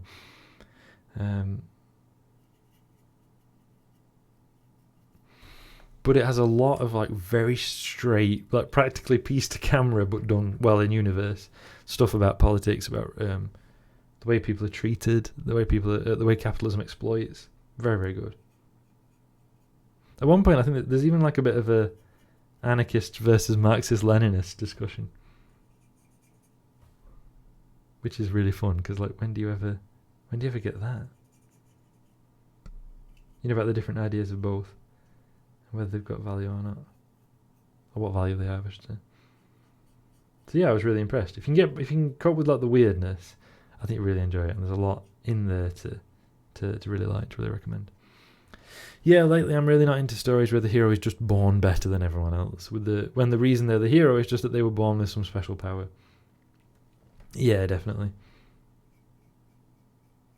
I don't mind a story where that's a bit subverted, where like people think the hero has like special powers or is born better or whatever. Like, that's fine.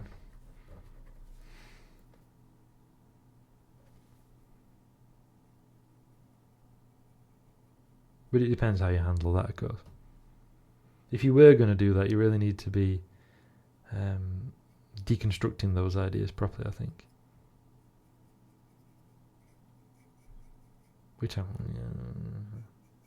How often is that going to get done? But yeah, I don't like it. I think it very obviously ties into that whole like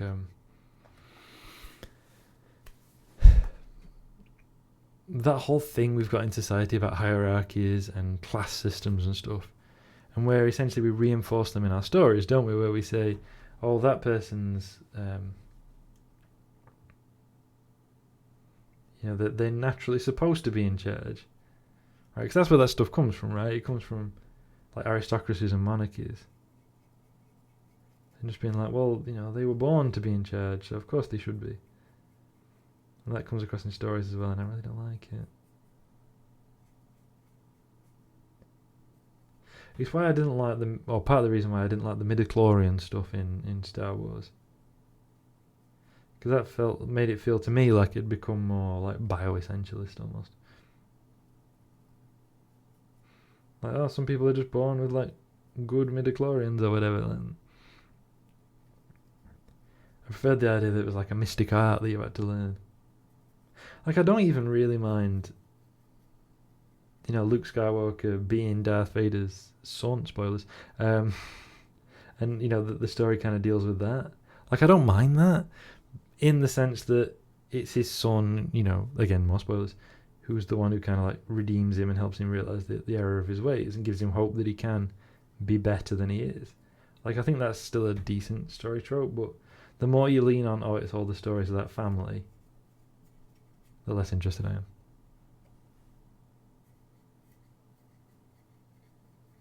But the more Star Wars becomes a Skywalker family affair, the less interested I am in it. I have some big arms, I don't know what they're from. Should I use them as legs? They could work if I put them in a different position. Yeah, go for it.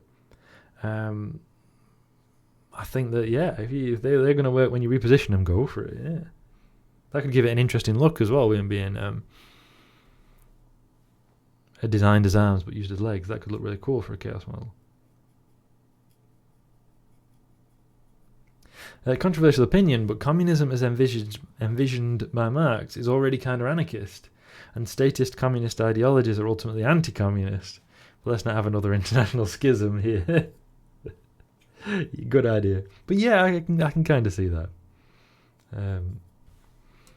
I can definitely see that position be right.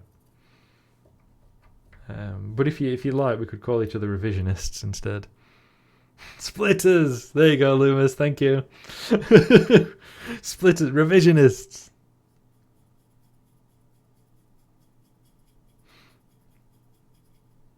Just a little revisionism as a treat. Yeah, just a little bit. If you're good, right? If you're good, you can have a little bit of revisionism. I think the second movie in the new Star Wars trilogy was trying to go into the anybody can be a hero direction again, but it all got retconned in the third one. Yes, 100%. I think Rian Johnson was trying to steer it away. Being like, actually, Rey's parents were nobodies. And, it don't matter. It's about who she is. And that's way better than, actually, she's descended from someone with powers. So, that's more important now.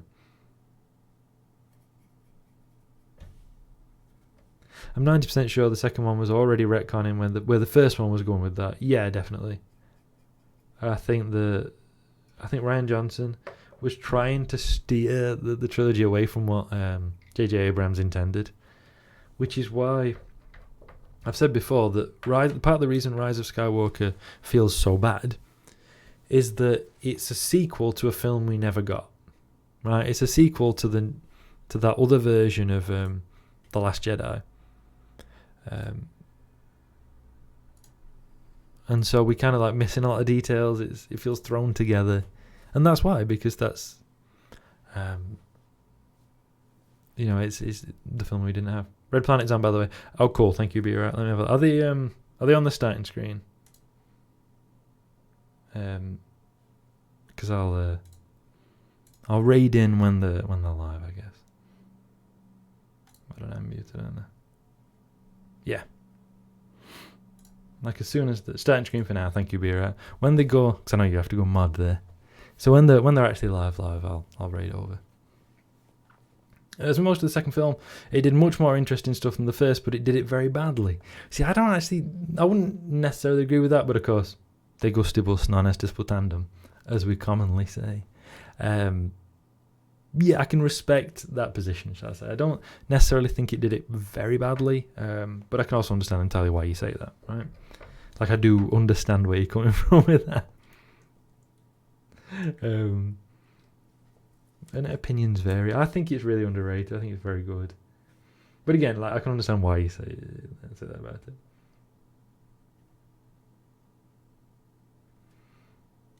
And again, I think part of the problem perhaps is that they...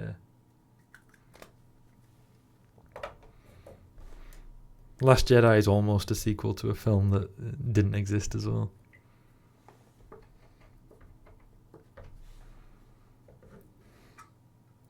outflanking each other with sequels to films that didn't exist.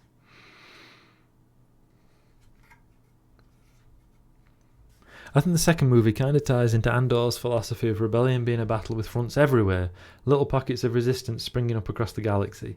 Yeah, I think that's true. I've only seen the first, however much of Andor we watched in Kira's Discord.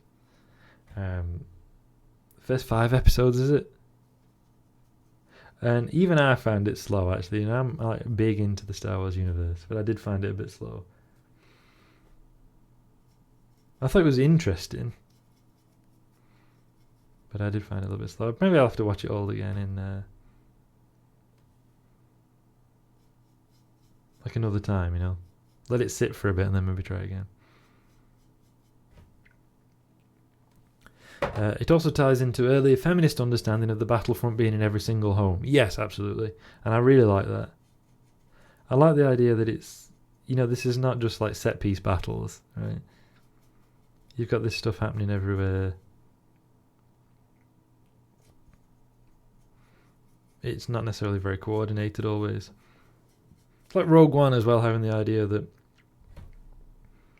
you've got some of the rebels who are doing kind of what we've seen them do in previous films. And then you've got others who are willing to be a bit more brutal, a bit more extreme, and actually they're necessary too when you're waging a rebellion against a fascist empire like that. Luma says, yeah, there's just no coordinated direction from the sequel trilogy. It was all such a mess. Yeah, absolutely.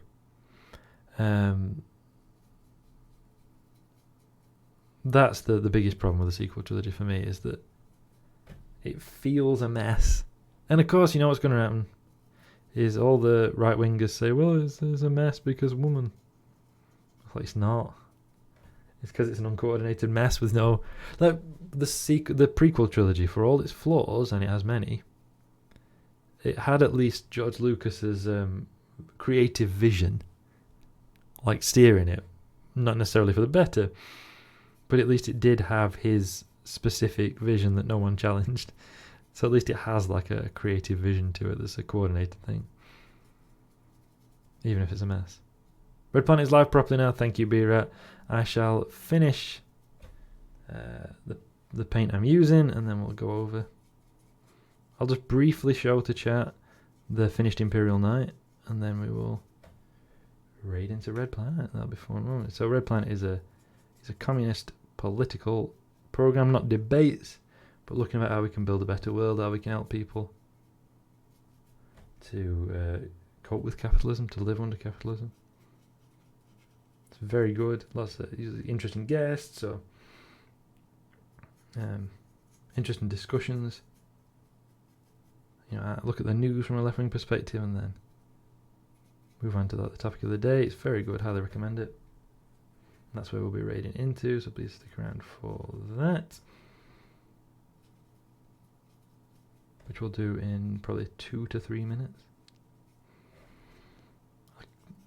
As I say, I'll just get the Imperial Knight, show you what we've done, and then because I painted this on stream, so I'll just show you. Like, I agree the second film was better than the first. I never bothered to watch the third, but it doesn't sound great. It's not bad. Like, I enjoyed it when I watched it with my mum and dad. It's not good, but like watching it as a family little thing together, it's you know, you can enjoy it. It's just daft. Like, if you take it seriously, it's rubbish. But if you take it as just like, yeah, all right, let's just, you know, and be along for the ride. It's not that terrible. But I wouldn't put it into the top 6 Star Wars films. I can see that, Lewis. I'd probably rate it a little bit differently, but yeah, totally. I can completely respect that point of view. Yeah, I was entirely in on female lead. I just think they did the character many great disservices. 100%. 100%. Now let me get the knight, and then we'll finish up. Yes, I am wearing shorts.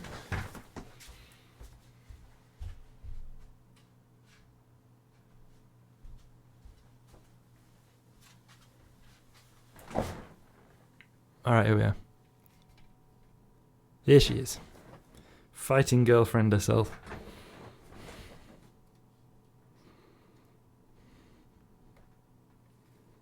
Thank you. So obviously I brought them out last time. That's a beauty. Thank you, Layla. Thank you for the claps, B-Rat. So I've just done the basing. I know the camera doesn't pick it all up super well. The warrior waifu. Exactly. Exactly, Lewis.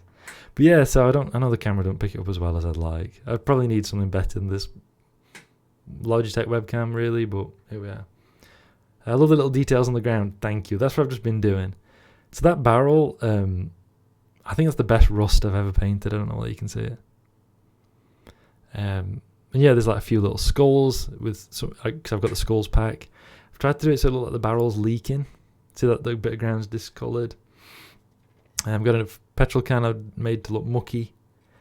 I've got an ammo box around the back where I've got patches of rust on it. And again, I did a lot to make it look filthy. A few little stones, a few more skulls. Notice that's a Gene Stealer skull. I wanted to give the impression that there'd been battles here before. Little patches of grass, obviously. I want to give the impression that there'd been battles here historically, perhaps a while ago, hence why it's all rusted to bits. And then a few little stones, which is the stones are just bits of sprue that I cut up and made into jagged edges, which is quite fun. Right. I love the little on the ground. Thank you, Bira. Looks excellent. Thank you, Loomis. I'm just getting those compliments again. That's a beauty. I would be honoured to fight that queen. Thank you, Layla. I'm so pleased with the result. As a quick final thing, I used a texture paint on the base, which is Agrolin Earth that cracks as it dries, and I've done some highlighting over those cracks on not all of them, but on some of them to some dry brushed highlights. I could probably do a couple more in places, but just some dry brushed highlights to give an area, to give an impression of even drier ground. But all right, we're gonna. It looks like there's only 2 of them on Red Planet today, but we're gonna raid in. I didn't expect Kira to be on today. I know she got guests, and also was very zonkler yesterday. So we're gonna raid Red Planet. So I'll be back on Tuesday at around 2000 BST for Minecraft with Loomis of Phelan, my goodly mod friend and friend of the channel. I have an Insta if you all want to see my priest. Yeah, share it, Layla. Please, yeah, drop it in chat. That's fine. It's no longer bans you if you put links in, so you're all right. We can check that out. The Zonklist Zonkler, exactly. Be right. That was. Thank you, Loomis. That was a level of zonked previously thought impossible, wasn't it? So that satanic Layla, is it? Okay, well, thank you. All right, you could have shared the whole link, but that's cool too. We can do that.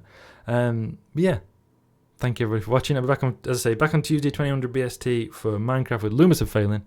I also joined the Discord. That's great. We put stuff in our creativity channel. Once this is just in a little bit of neatening up, I'm going to post some photos on the creativity that hopefully you'll be able to see the colours a little bit better. Layla42, Mega Van, then welcome to the stream. Thank you so much for the follow. I'll be back a week today for more painting. About 1800 BST a week today. So next Sunday. And we'll be working more on the Baal Predator. We're kind of cracking along now, so that's great. So if I've been quiet, it's a long week. Been a long weekend. Yeah, I got that impression, Loomis. You're okay, don't worry. Yeah, you never feel obligated to chat a lot. But I appreciate you saying that. Great stream. Thank you, Loomis. Awesome stuff. See you then, man. See you, Layla. Thank you. Thank you everybody for watching. I hope you've enjoyed that. I've had a real fun time. I'm gonna put this down here. Because I've got to type the raid command in here, and it's I have to move my keyboard because it's such a daft setup. All right, so yeah, thank you very much for watching. We'll get the raid going, go on to the ending screen, and then step over. So yeah, hope to see you all soon. I hope you've enjoyed that. Here we go. Everybody hop on board. Excellent. But yeah, so I hope to see, I hope you've enjoyed that because I've had a lot of fun. I hope to see you all soon. Until then, take care and Namarie.